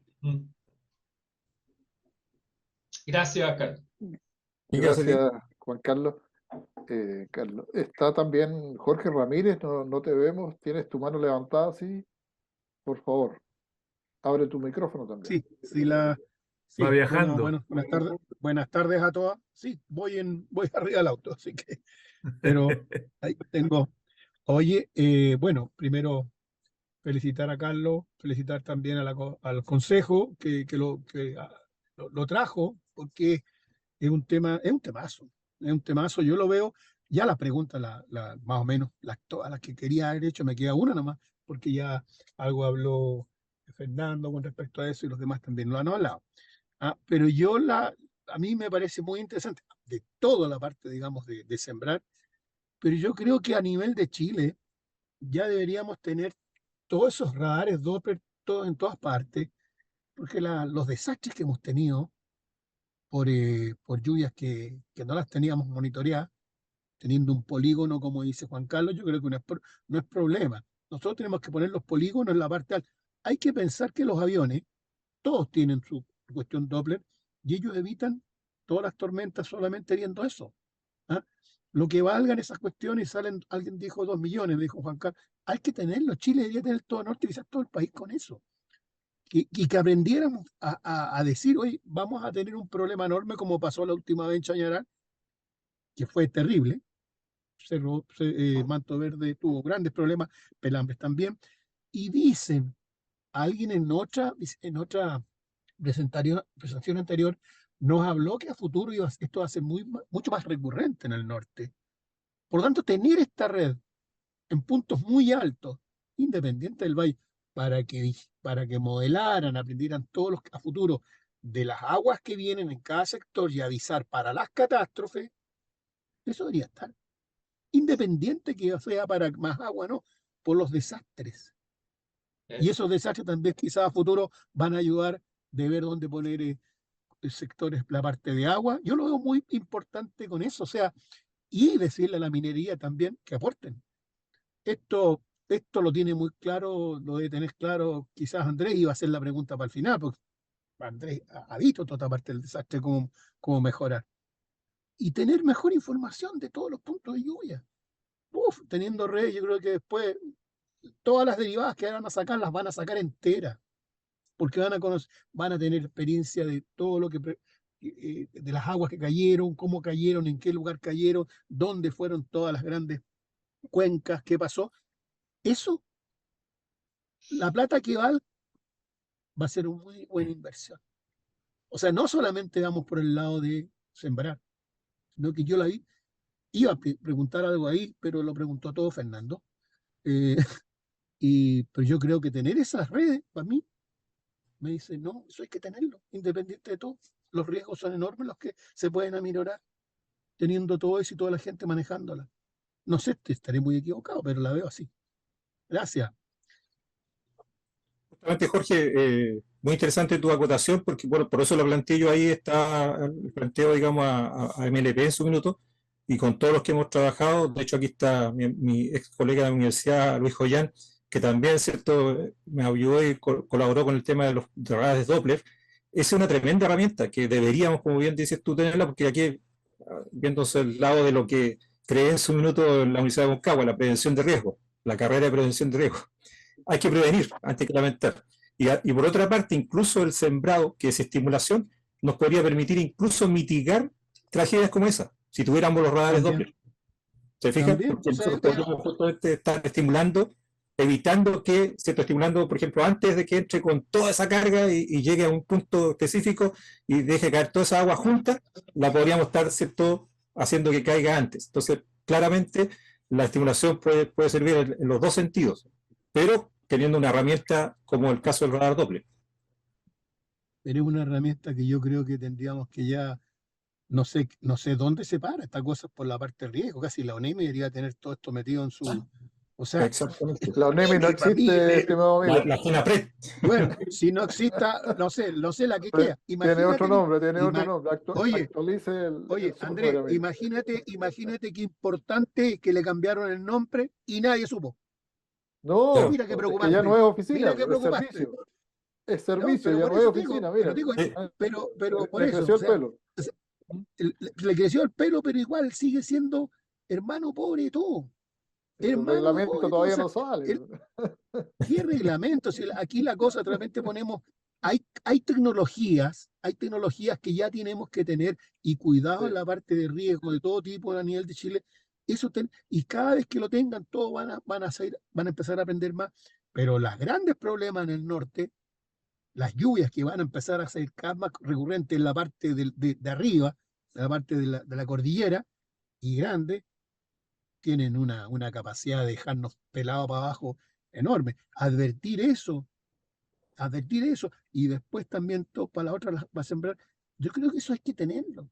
Si eso no es eso, sí. esa red, No, efectivamente, pues, es una herramienta y ya aquí enorme lo herramienta. lo está dando por hecho que tiene una doble utilidad, o sea, prevenir y además apoyar a sembrar las nubes. Gracias, Jorge. Gracias, Carlos. Tenemos también ahí a Nancy, después a Sergio y Erwin. Nancy, por favor, te escuchamos. Hola Carlos, un gusto, ¿Mm? gracias por la presentación. En realidad es un update porque te cuento, yo trabajé con el yodo, ¿ya? Entonces, esto de el sembrado de lluvia con yoduro de plata y para apagar incendios era uno de los usos futuros, ¿ya? Y si tú te recuerdas, hubo un programa que hizo Lavín y que hizo tirar yoduro de plata en Santiago, ¿ya? Sí, No sé si sabías de eso. sí, Sí, justamente. después cierto eso. Pero Otra acá aplicación también la contaminación. pero tiene esa atribución de ser como un catalizador que modifica las estructuras cristalinas. Entonces, te lo digo porque cuando se buscaba mayores mercados para el yodo, en que todavía no se usaban en contraste radiológico, una de las alternativas, además del tratamiento de agua y el farmacológico, era el bombardeo de nubes. Entonces acá yo creo que es muy interesante lo que tú dices porque se integran dos ideas, que es usar las nubes y acarrearlas, o sea, arriarlas, porque tú tienes que tener una concentración de nubes, o sea, no puedes lanzarlo en cualquier parte, y por eso que fracasó la experiencia que hizo Lavín aquí en Santiago. Y eso requiere, como te digo, de como bien dijo René, un apoyo que en estos momentos no tenemos. Ahora, mi pregunta es, vale, 2,5 millones que se barran, ¿cuántas hectáreas? Perdón, el millón y medio. Ah, el proceso. Sí, sí. Medio que tú necesitas para implementar una de estas experiencias, que barre cuántas hectáreas de terreno. Claro, el tema está ahí planteado en términos de operación para los meses de invierno, y en este caso está planteado históricamente por región, pero se podría cubrir un poco más dependiendo de la capacidad, ¿cierto?, de los vuelos y los frentes que hubieran, porque todo, como bien decías tú, depende de que hayan frente. Si hay frente, se vuela; si no hay frente, no se puede volar. Entonces, si hay frentes y pueden estar en la cuarta región, pero si se le suma, podría ser sumarle algo de la tercera o de la quinta, ¿cierto? Se podría volar hasta esos lugares porque la capacidad del avión tiene para esa, digamos, capacidad de vuelo, de kilómetros. El tema es, ¿cierto?, de que estén los frentes. Entonces, claramente aquí se podría pensar en la cuarta región y otra más, y ahí, bueno, hay que, comillas, también negociar con los mexicanos cuánto va a costar el tema en función como bien dices tú, a lo que se va a cubrir, ¿ya? Pero Oye, claramente Carlos, acá, Otra mientras pregunta, podría ser. en este perdona que me vuelo, meta entre medio, Nancy, pero en la experiencia que tú mostraste delante, corrígeme por favor, pero hablaste de que una campaña habían sido 1.500 kilómetros o no algo yo no he así. hablado, sino que Lavín, Bueno, para el caso de los incendios, perdón, había una lámina ahí que indicaba la cantidad de 100 litros y la cantidad de lo que voló el avión. 1.550 kilómetros voló el avión, que está haciendo el recorrido, ¿ya? En un vuelo. y la concentración, porque es una mezcla de yoduro de plata con alcohol, ¿no? Entonces, ¿en qué concentración Acetona. Acetona, yoduro de plata, en una proporción, ¿cierto?, que es patentada. ¿Cómo? Acetona con yoduro de plata en una solución, ¿cierto?, que está patentada por ellos. O sea, la proporción es de ellos. Ya, perfecto. Es que ahí también está el kit del asunto, porque la acetona se evapora, entonces Sí. genera calor, y eso hace que explote también los cristales y haya un cúmulo. Entonces, es bien interesante, o sea, la idea, porque antes se pulverizaba solo una solución de yoduro de plata. Entonces, ahí está la innovación. Muy interesante, o sea, y qué bueno para nosotros porque somos los principales productores de yodo, y con las fotos ahora que no se usa yoduro de plata en revelar fotos, siempre se le está buscando nuevos usos, entonces así aparecen nuevos usos. Y yo te preguntaba, por eso le preguntaba a Juan Carlos Sáez, si tenía una idea del valor del kilo de yoduro de plata.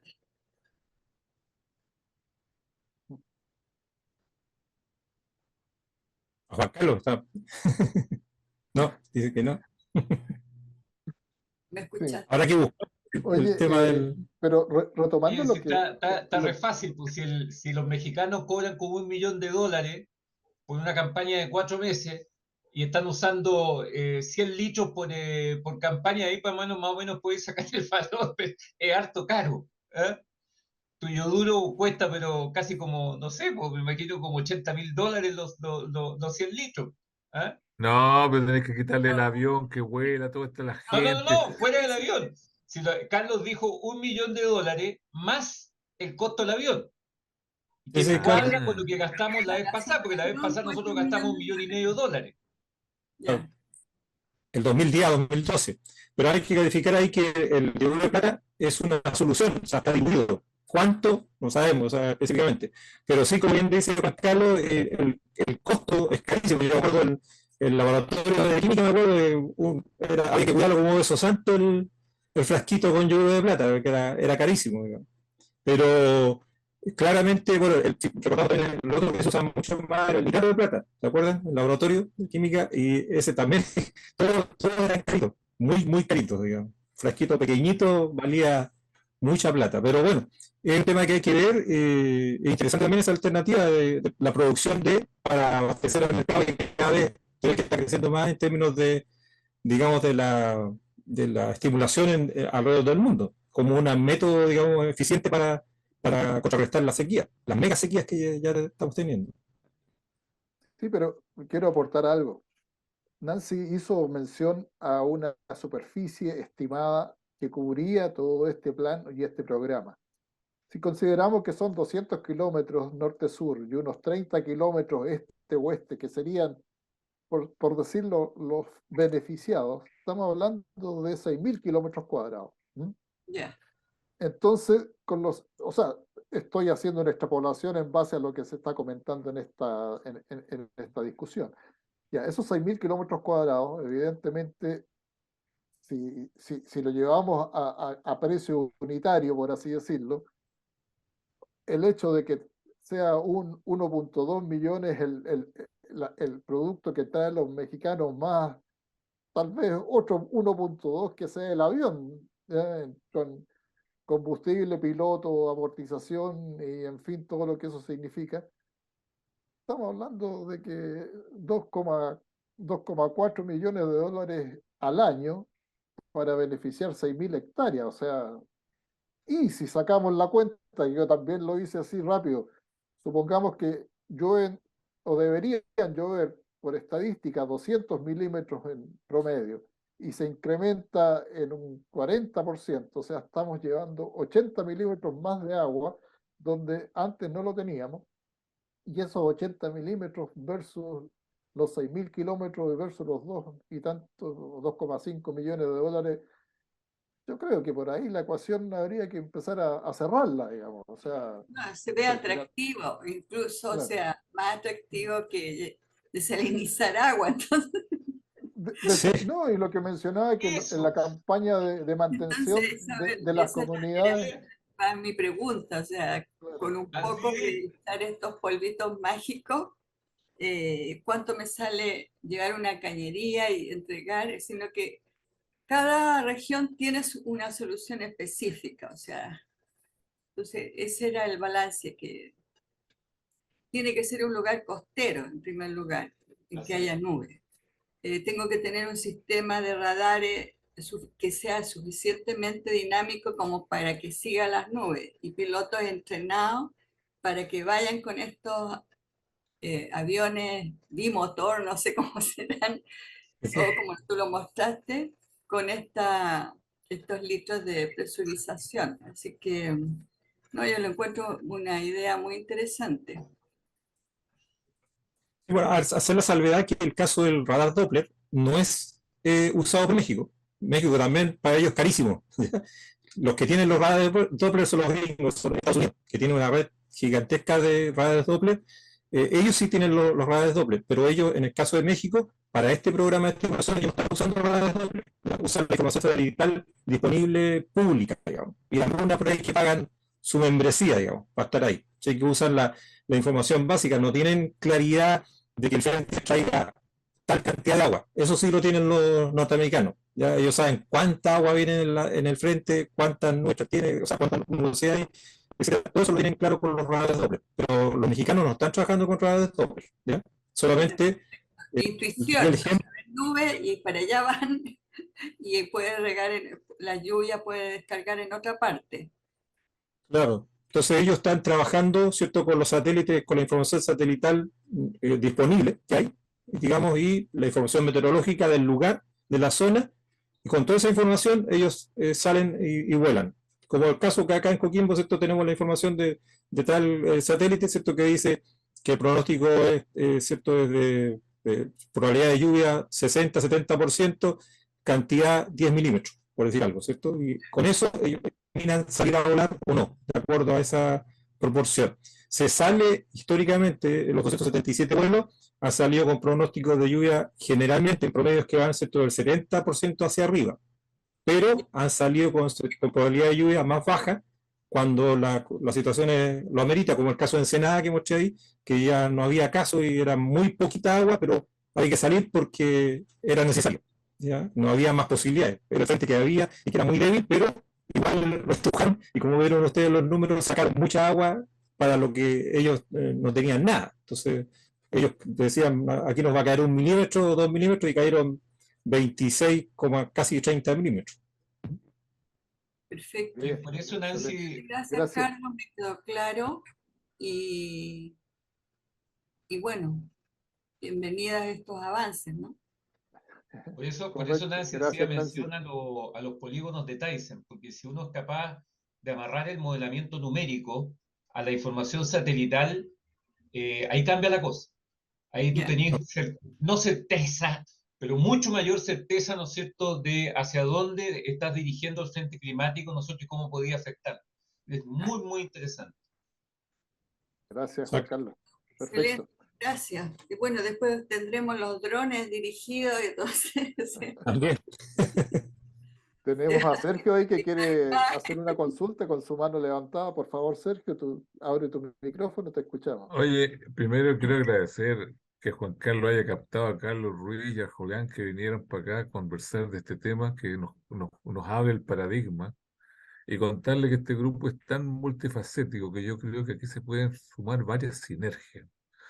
Y también podemos tratar de hacer lobby en distintas cosas, no solamente con la gente de la autoridad de gobierno, sino de repente con las mineras, con todo el tema, que si nos hace el cambio climático, si nos vienen lluvias torrenciales y todos los problemas, podemos a lo mejor tratar de hacer. Después toda esta cosa de la ONEMI que cambió a 2 nombres, uno que es la que evalúa los riesgos de que quede la escoba y la otra la que hace. O sea, son como 2 patas. Perdón, déjenme cortar. Entonces, yo creo que se puede hacer varias cosas. Por ejemplo, también está el Alfredo Guzmán, que nos vino a contar de todo el tema de la atmósfera y toda la cuestión aérea, digamos, que él es de aviación. Y también debe tener muchos antecedentes este tipo de nubes. Después viene la teoría del Carlos Durin, que era que el problema está que la presión, oye, en San Fernández, en Juan Fernández llueve como loco y resulta que esa misma lluvia no entra al continente. Entonces, como hay alguna cosa, un delta presión que de alguna manera puede estar fallando, o sea, todavía lo tiene en teoría, pero alguna vez alguien nos irá a alumbrar más de eso.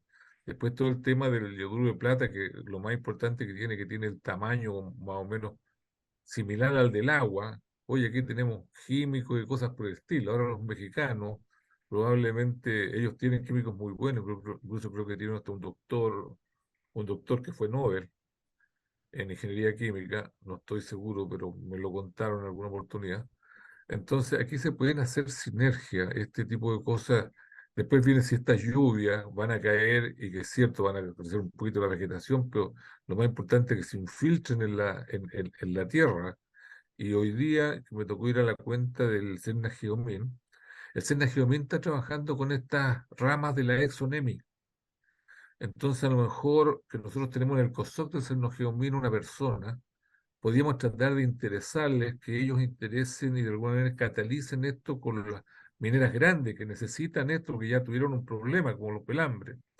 Entonces, que ellos aporten a la red nacional de estos Doppler y resulta que no se olviden que con todo lo malo, con todo lo que fue al final, lo que ellos crearon una red de terremotos. Entonces, ya tienen alguna experiencia en redes de este tipo y a lo mejor se puede hacer algo. Yo creo que la sinergia de este grupo nos puede permitir ese tipo de cosas, porque, oye, los químicos van a seguir investigando y van a encontrar algo que reemplace al yoduro de plata, po. Un yoduro no sé de qué cosa, un yoduro de litio para que agarre lo mismo, no tengo idea, pero tiene que ser tamaños de átomos que tengan la mismo tamaño de la molécula de agua.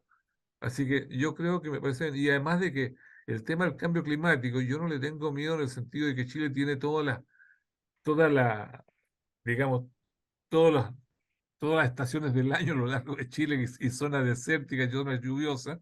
Entonces yo le tengo miedo porque la conocemos, pero no conocemos estos granizos gigantes y no los conocemos nomás, pues. Entonces a lo mejor si viene el granizo gigante puede dejar la escoba, pero con este tipo se puede salvar. Ahora viene todo el tema de las lluvias, para los incendios, que también es sumamente interesante. Entonces esta gente, la L- UNAMI, puede Lo, tratar de hacerlo, si las mineras ayudan, porque les va a ayudar. Entonces a lo mejor podemos crear sinergia. Y nuestro amigo René Espina que nos haga lobby con los gobiernos, podemos a lo mejor hacer algo. Era un poco dar una voz de esperanza y que a lo mejor la sinergia de este grupo puede hacer algo. Vamos a ver, los COSOC van a funcionar. Si tenemos ya, yo creo que hay que empezar a agarrarse en todos ellos y empezar a sumar unos con otros. Así que era eso nomás que yo quería aportar, y para que tuviéramos claro. Te fijas, aquí empezamos a hablar cada uno de distintas cosas y todos empiezan a decir, dicen, mira lo que dijo este, lo que dijo este otro, buena idea, esto va por buen camino. ¿Te fijas? Así que, don Carlos, espero que se nos integre. Eso no. Gracias. Gracias, Sergio. No sé si quieres comentar algo de lo de Sergio. Abrió una puerta a nuestro presidente del instituto y creador de este grupo. Así que bienvenido, Carlos, y ponte en contacto con nosotros, el consejo, y ahí vemos cómo podemos apoyarte. ¿Mm? Sí, muchas Junto con gracias Juan Carlos, por por la... supuesto. Sí, súper. ¿Algún tiene que levantar la mano? Sí, está Erwin también. Por favor, Erwin, te escuchamos. Buenas tardes. Gracias, Andrés. Primero que nada, obviamente agradecer la tremenda presentación de Carlos Ruiz, estupenda. Agradecer a Juan Carlos por traerlo, a él y a Yolanda también. En serio, muchas gracias. Esto es un temazo, ¿no? A propósito de eso, porque les quiero contar, agarrándome incluso lo que dijo Sergio recién. Yo la semana pasada estuve invitado a un gran evento en el Ministerio de Relaciones Exteriores, porque se publicó un estudio que se llama, si mal no recuerdo, Desalinización, oportunidades y desafíos para abordar la inseguridad hídrica. Acuérdense que siempre vamos a tener una inseguridad hídrica porque es una cuestión probabilística, y eso lo mostraron también. Entonces, había, no sé, 150 personas, Sergio también estuvo ahí. Oye, hacía un mamotreto de lo que hicieron, ¿ah? Un montón de estudios. Y yo veo que lo que ustedes están haciendo, por lo menos reportando, Carlos, es sumamente interesante, porque por mucho que nos guste la desalinización, esos proyectos, y vuelvo quizás a lo que preguntó Nancy, esos proyectos te pueden entregar hoy día agua a $0,5 el metro cúbico. Vale, yo estaba tratando de sacar la cuenta de lo que costó esto en México. Entonces, una cosa es que yo pueda desalinizar, es barato, $0,5 por metro cúbico. El problema nomás que tenemos, Carlos, con eso es que cualquier desaladora que se te ocurra hoy día tener la plata en la mano, la primera gota sale en 8 años más, por los permisos, por todo lo que tú quieras, una locura. O sea, no es solamente que sea barato, sino que no lo puedes realizar ahora. Y el problema lo tenemos ahora. Y quiere decir que hay muchas ciudades, incluso incluyo Coquimbo, La Serena, Viña del Mar, que van a tener un problema grave de agua potable en los siguientes años, 3, 4, 5 años. Con la desalinización no tenemos cómo llegar en el tiempo. Las desaladoras que estamos hablando son todos proyectos de billions, ¿eh? Y usted sabe en la minería lo que significa gastarse, fuera de los permisos, gastarse $1,000 millones, cualquier cantidad de plata. Ahora, si yo hago de aprendiz de brujo y hago llover, ¿no es cierto? Yo me perdí la respuesta que tú le diste, Carlos, a Fernando, si con las pocas nubosidad que tenemos en el norte, yo creo que conmigo usted hay suficiente, pero más al norte, si igual podemos hacer llover con este método, si aunque sea poquita, pero la cantidad de agua a producir por dólar invertido, hay que ponerle número para saber si estoy hablando con el medio. El problema seguramente es cómo lo acumulo, cómo lo guardo, porque por otro lado hay que estar claro que en este país el 80% del agua de lluvia desaparece en el mar en 24 horas. En 24 se fue. Entonces, pucha, qué maravilloso lo que hicimos llover y esta cuestión se nos arrancó y quedó en el mar. para felicidad de los pescados. Peces, perdón, son peces ahí todavía. Entonces, la pregunta es, y me encantó lo que tú, se puede prácticamente hacer, yo puedo hacer llover encima del tranque o los otros reservorios que se nos están acabando son los glaciares. Eso es bien terrible. Tuvimos acá una charla de una persona que nos dijo que el 90% del agua de la Concagua es agua de deshielo, no es agua de lluvia del año pasado.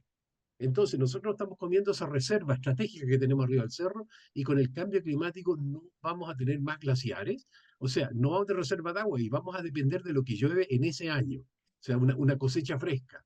Esto me parece una tremenda esperanza porque yo puedo jugar un poquito a Dios o a no sé quién es, San Isidro, perdón, a San Isidro, y es el que hace el agüita. Entonces, lo encuentro sumamente interesante que aquí podemos intervenir con poquísima plata. Tú estás hablando de un par de millones de dólares, no estás hablando de 1.000 millones de dólares que hay que juntar plata y financiarlo. Esta cuestión se paga del bolsillo, o sea, de la cuenta corriente.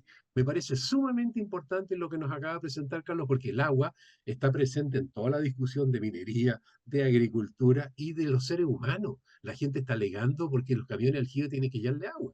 Y si yo le hago, ¿no es cierto?, uso la gran desaladora que tenemos, que es el mar y el sol, esa es la gran desaladora que tenemos, pero dirijo, no con cañerías, pero con los avioncitos, y para encima puedo, si te entendí bien, yo puedo corretear las nubes. No sabía que se podía hacer eso, ¿eh? Así como el ganado, vaya, y yo en esa parte lo encontré muy simpático. Así que, Carlos, sí, tenemos que ver de que esto lo conozca más gente, como decía Sergio, hacer lobby en diferentes partes donde estamos, porque lo encuentro una cosa que se puede hacer ya, ahora, este año, no en 10 años. Así que gracias por eso, Carlos, por esa inspiración en lo que hoy día nos contaste. Muchas gracias, Edwin. Justamente lo que hemos venido planteando y que vienes como gráfica y lo conceptualiza, es que el tema ahora, por allá, digamos, el tema es que el costo-beneficio es tremendo, o sea, no cuesta nada al lado del otro, y lo que se ha gastado históricamente, como digo, en estar mitigando y, digamos, haciendo sobrevivir a los agricultores y a la gente, son miles de millones que se han gastado al lado de lo que significa este programa, y que el costo-beneficio, digamos, la posibilidad de la cantidad de aumento de precipitación es mucho más alto que. Ahora, bien, para contestar por ahí una parte que me comentaste, justamente el tema de México, y por eso usé el tema del ejemplo de Baja California, de Ensenada, es el lugar similar climáticamente al caso de Coquimbo, en que llueve muy poco, ¿cierto? Y la temperaturas ni muy bajas ni muy altas, y ellos tienen esa problemática, y ahí ellos lograron partieron haciendo llover en ese lugar, digamos, estimulando, y lograron estos resultados que, para efectos de que eran muy poquitos milímetros los que estaban pronosticados, y ellos lograron aumentarlo mucho más de ese pronóstico. Entonces llegaron a todo, un 167% de aumento respecto de en los primeros 6 vuelos. Entonces, claramente es tremendo el potencial, digamos. Justamente ahí es donde en Baja California, al caso nuestro, entran muy pocos frentes. Pero esos poquitos que entran, aunque sean débiles como los que entraron en el año 2021, fueron estimulados y hubo más lluvia, mucha más lluvia de la pronosticada. Entonces, esa es la situación que nos hace, digamos, tener la esperanza de que este programa, a diferencia de las bengalas, sea justamente el más adecuado para la condición geográfica, geomorfológica, climática nuestra de la zona de Coquimbo, especialmente Coquimbo y Atacama. Pero si funciona en Coquimbo, debería funcionar, por supuesto, como en el caso mexicano, en todo el resto del país, que tenga problemas de sequía, como se mencionaba también la quinta región, la metropolitana, etc. Entonces es muy interesante, incluso para el caso de la metropolitana, pensando en los frentes que puedan estar en momentos en que hay alerta ambiental, por ejemplo, emergencia ambiental, y haya un frente, también podría ser posible, ¿cierto? Justamente para, tú sabes, con la lluvia se borra la condición. Entonces, y precipitamos los contaminantes y ayudamos a la salud de la gente, que la gente se está muriendo producto de la contaminación ambiental. Entonces, esto tiene aplicación en varios frentes que nunca nos imaginamos, pero ahí está. Los mexicanos apagaron un incendio, entonces el día de mañana podríamos hacer otras cosas más con la misma técnica, y por supuesto, y lo ideal sería tener, lo que se ha mencionado, lo que planteamos esto a MLP, el caso de los radares Doppler. O sea, si tuviéramos radares Doppler sería mucho más, tremendamente más eficiente, y podríamos estar incluso en la otra parte, que es previniendo, ¿cierto? Digamos, la ocurrencia de lluvias puntuales y muy grandes, que podríamos como bien lo están haciendo los mexicanos con esto que ya tienen su expertise, con todos los 277 vuelos, casi 300 que llevan ya, de poder incluso segregar esos frentes, ¿cierto? Y lograr, en el fondo, que no llueva tanto en un lugar específico y no tengamos el desastre que podemos tener.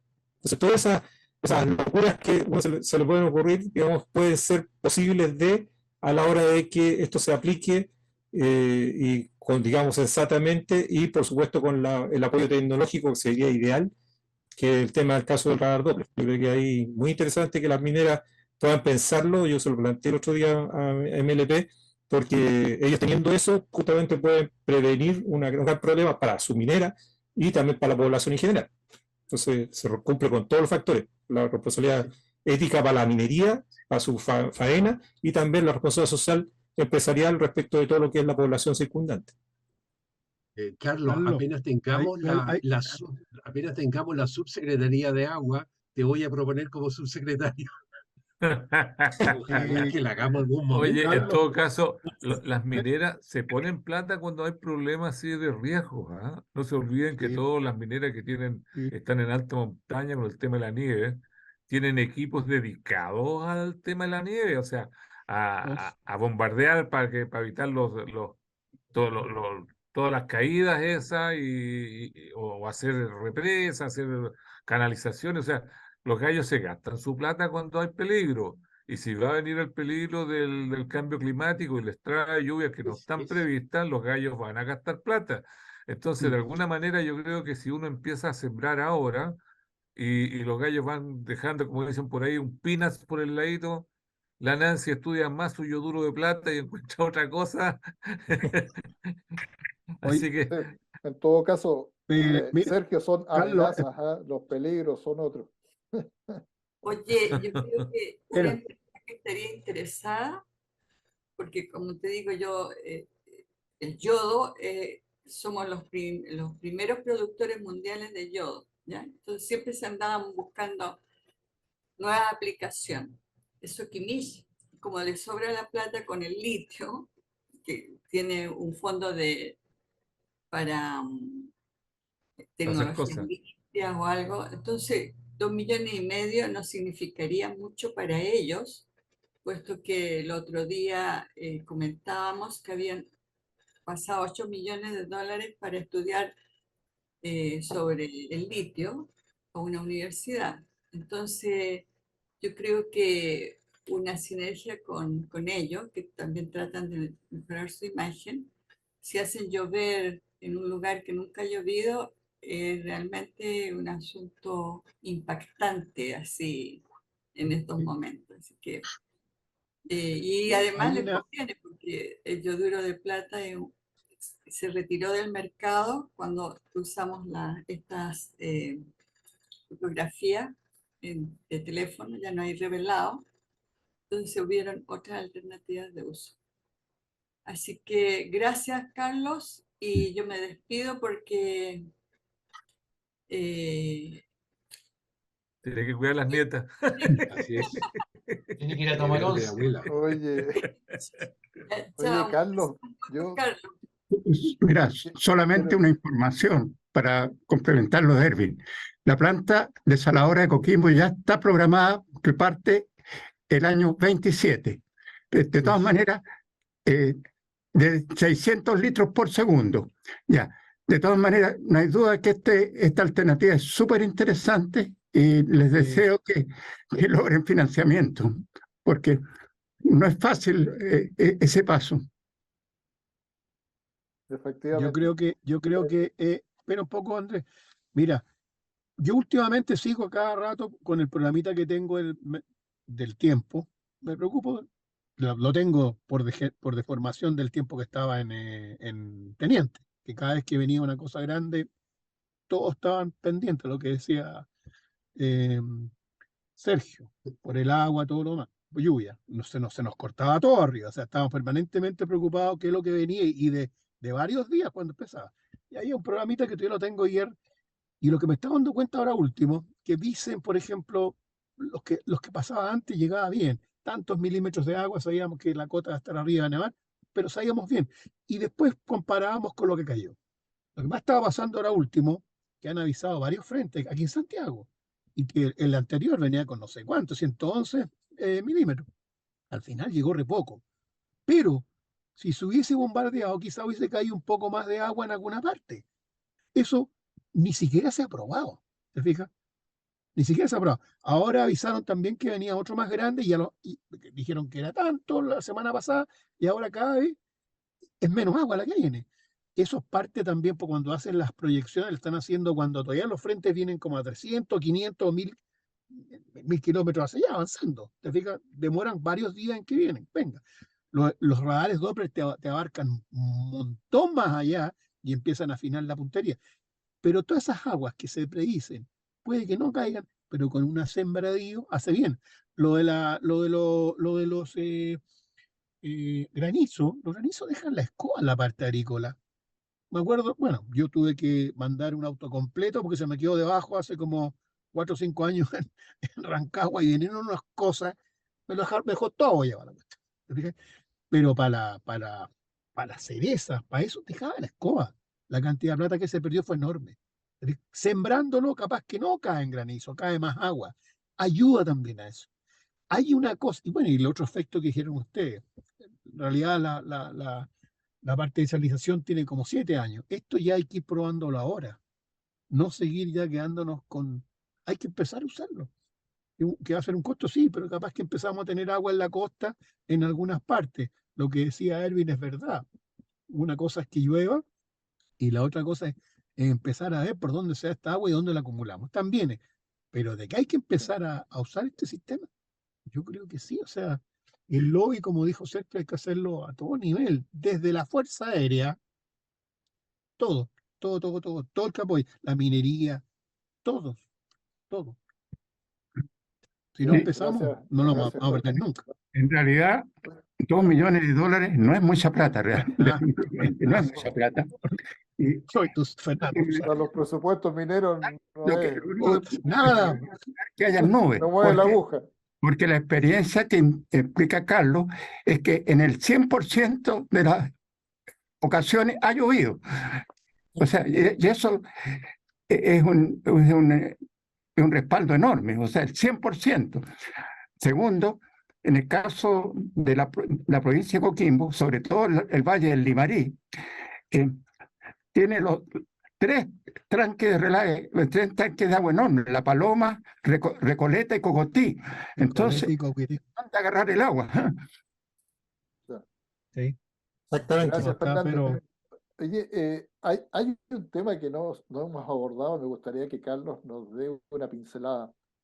Tú hablaste de SEASA. ¿Puedes profundizarnos un poco y darnos ilustración sobre ese tema, por favor, Carlos? Sí, se llama, o sea, la idea de México, esa, Comisión Nacional de Zonas Áridas, ¿esa? ¿Ya? ¿Sí? Sí, Ya. esa es la. Y nosotros Nosotros- acá SEASA. en Coquimbo tenemos algo parecido. Sí. SEASA tenemos. Claro. La SEASA es justamente lo que decía el Prango. Mientras en México, CONASA de México y SADER, la Secretaría de Cultura de México, están en este tema de buscar las soluciones para mitigar la sequía. Lo que tenemos en el caso de Chile, lamentablemente, es que SEASA se ha dedicado a estudiar cuándo vamos a hacer desierto. Pero respecto de lo otro, poco se avanza. O sea, lo único que se habla de la desaladora y los impactos ambientales, se habla de ¿cierto?, de las aguas grises, pero si vemos la cantidad de agua, ¿cierto?, eso hay que hacerlo. O sea, sí o sí, la desaladora hay que hacerla, la agua gris hay que hacerlo, todo hay que hacerlo.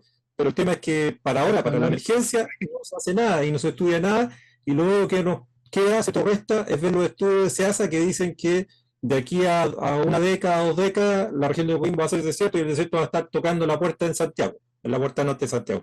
Eso realmente dista mucho lo que está en este caso haciendo CONASA de México, que CONASA de México está dedicada a resolver el tema ahora ya y viendo que en el futuro esto puede ser peor, por lo que plantea ahí en una lámina que decía el cambio climático en México, y producto de aquello, que ellos ya lo tienen estudiado y también lo tenemos nosotros, ¿cierto?, visto acá con la biología, es justamente el tema de ¿qué hacemos con esta curva? Si la curva sigue cayendo, sigue cayendo, sigue cayendo. En México, en esa lámina también se da cuenta de aquello, que el efecto cambio climático está produciendo cada día más impacto en que hayan menos, ¿cierto?, años lluviosos y que la lluvia sea menor, ¿cierto? Haya menos lluvia y además que cuando hay lluvia, deja la escoba, o sea, más puntual, ¿cierto? Y deja la escoba como lo hemos visto también acá en Chile.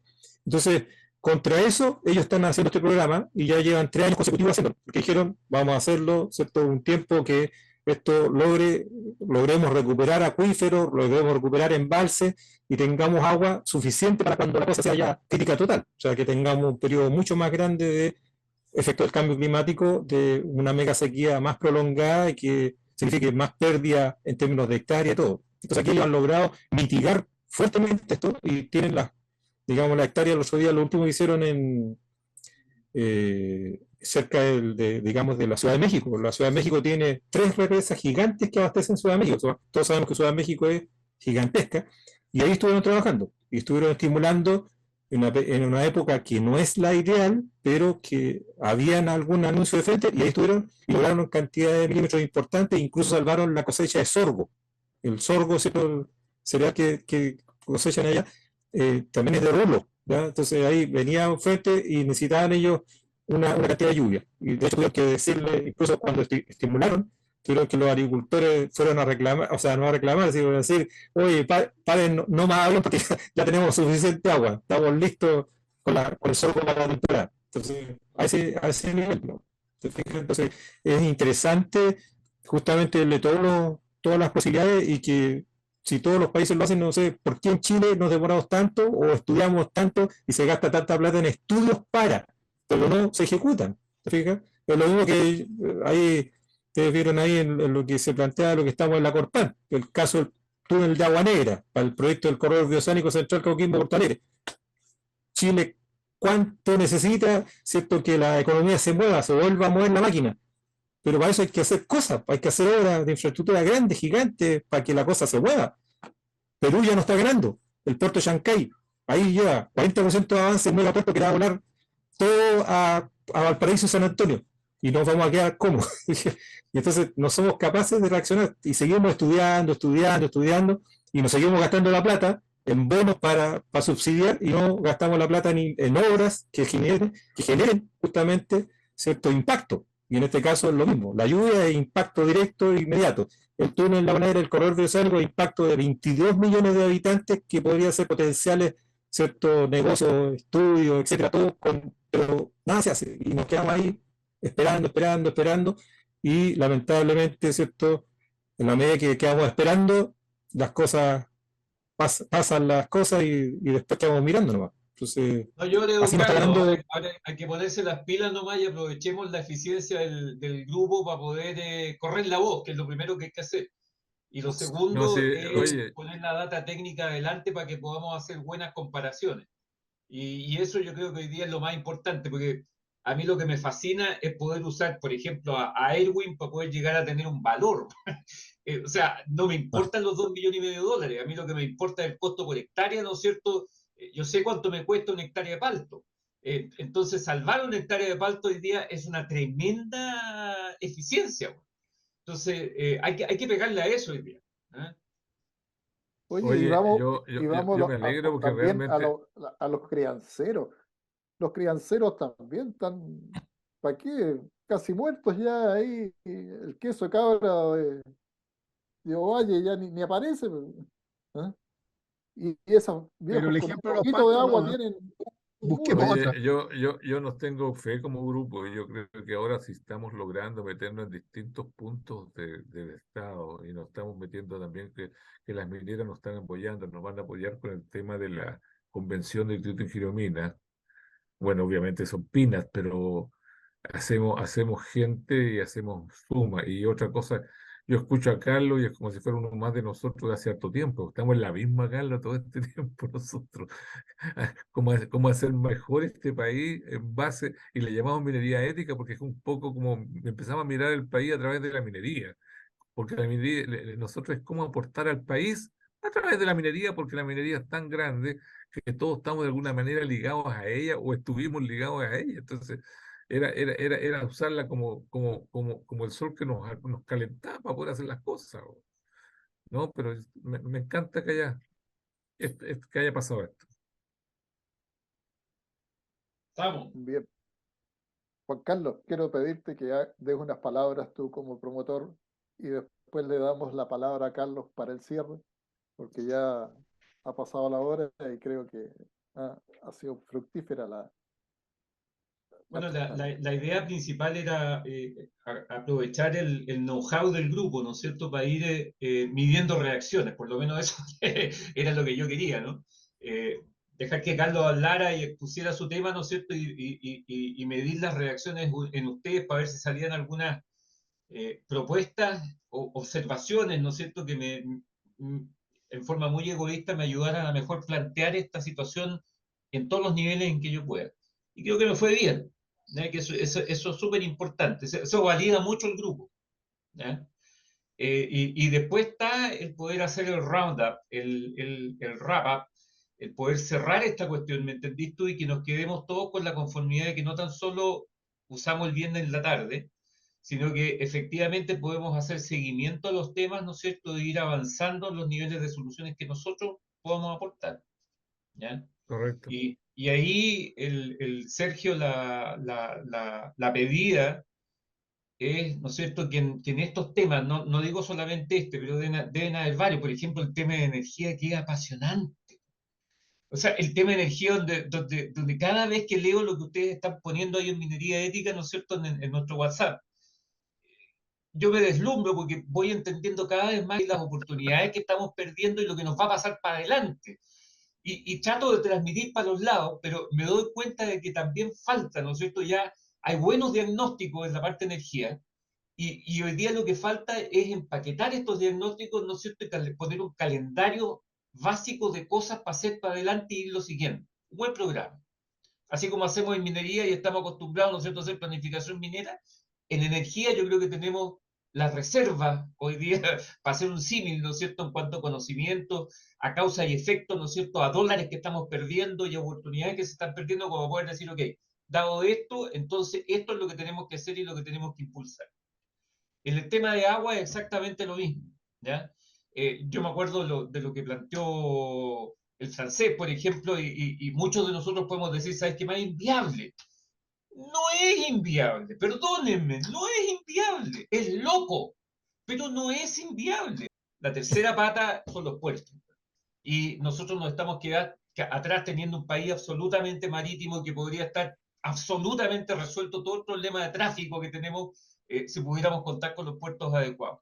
Entonces, yo creo que son las tres grandes cosas, y termino ahí, ¿no es cierto?, que podríamos estar muy bien enfocados y bien planificados para tener acciones a futuro, señor comandante, presidente, don Sergio Demetrio. Gracias, Juan Carlos. Bueno, le Sergio, damos la palabra a Sergio, Carlos para que, espérate, que vamos a cerrar y después seguimos con la conversa.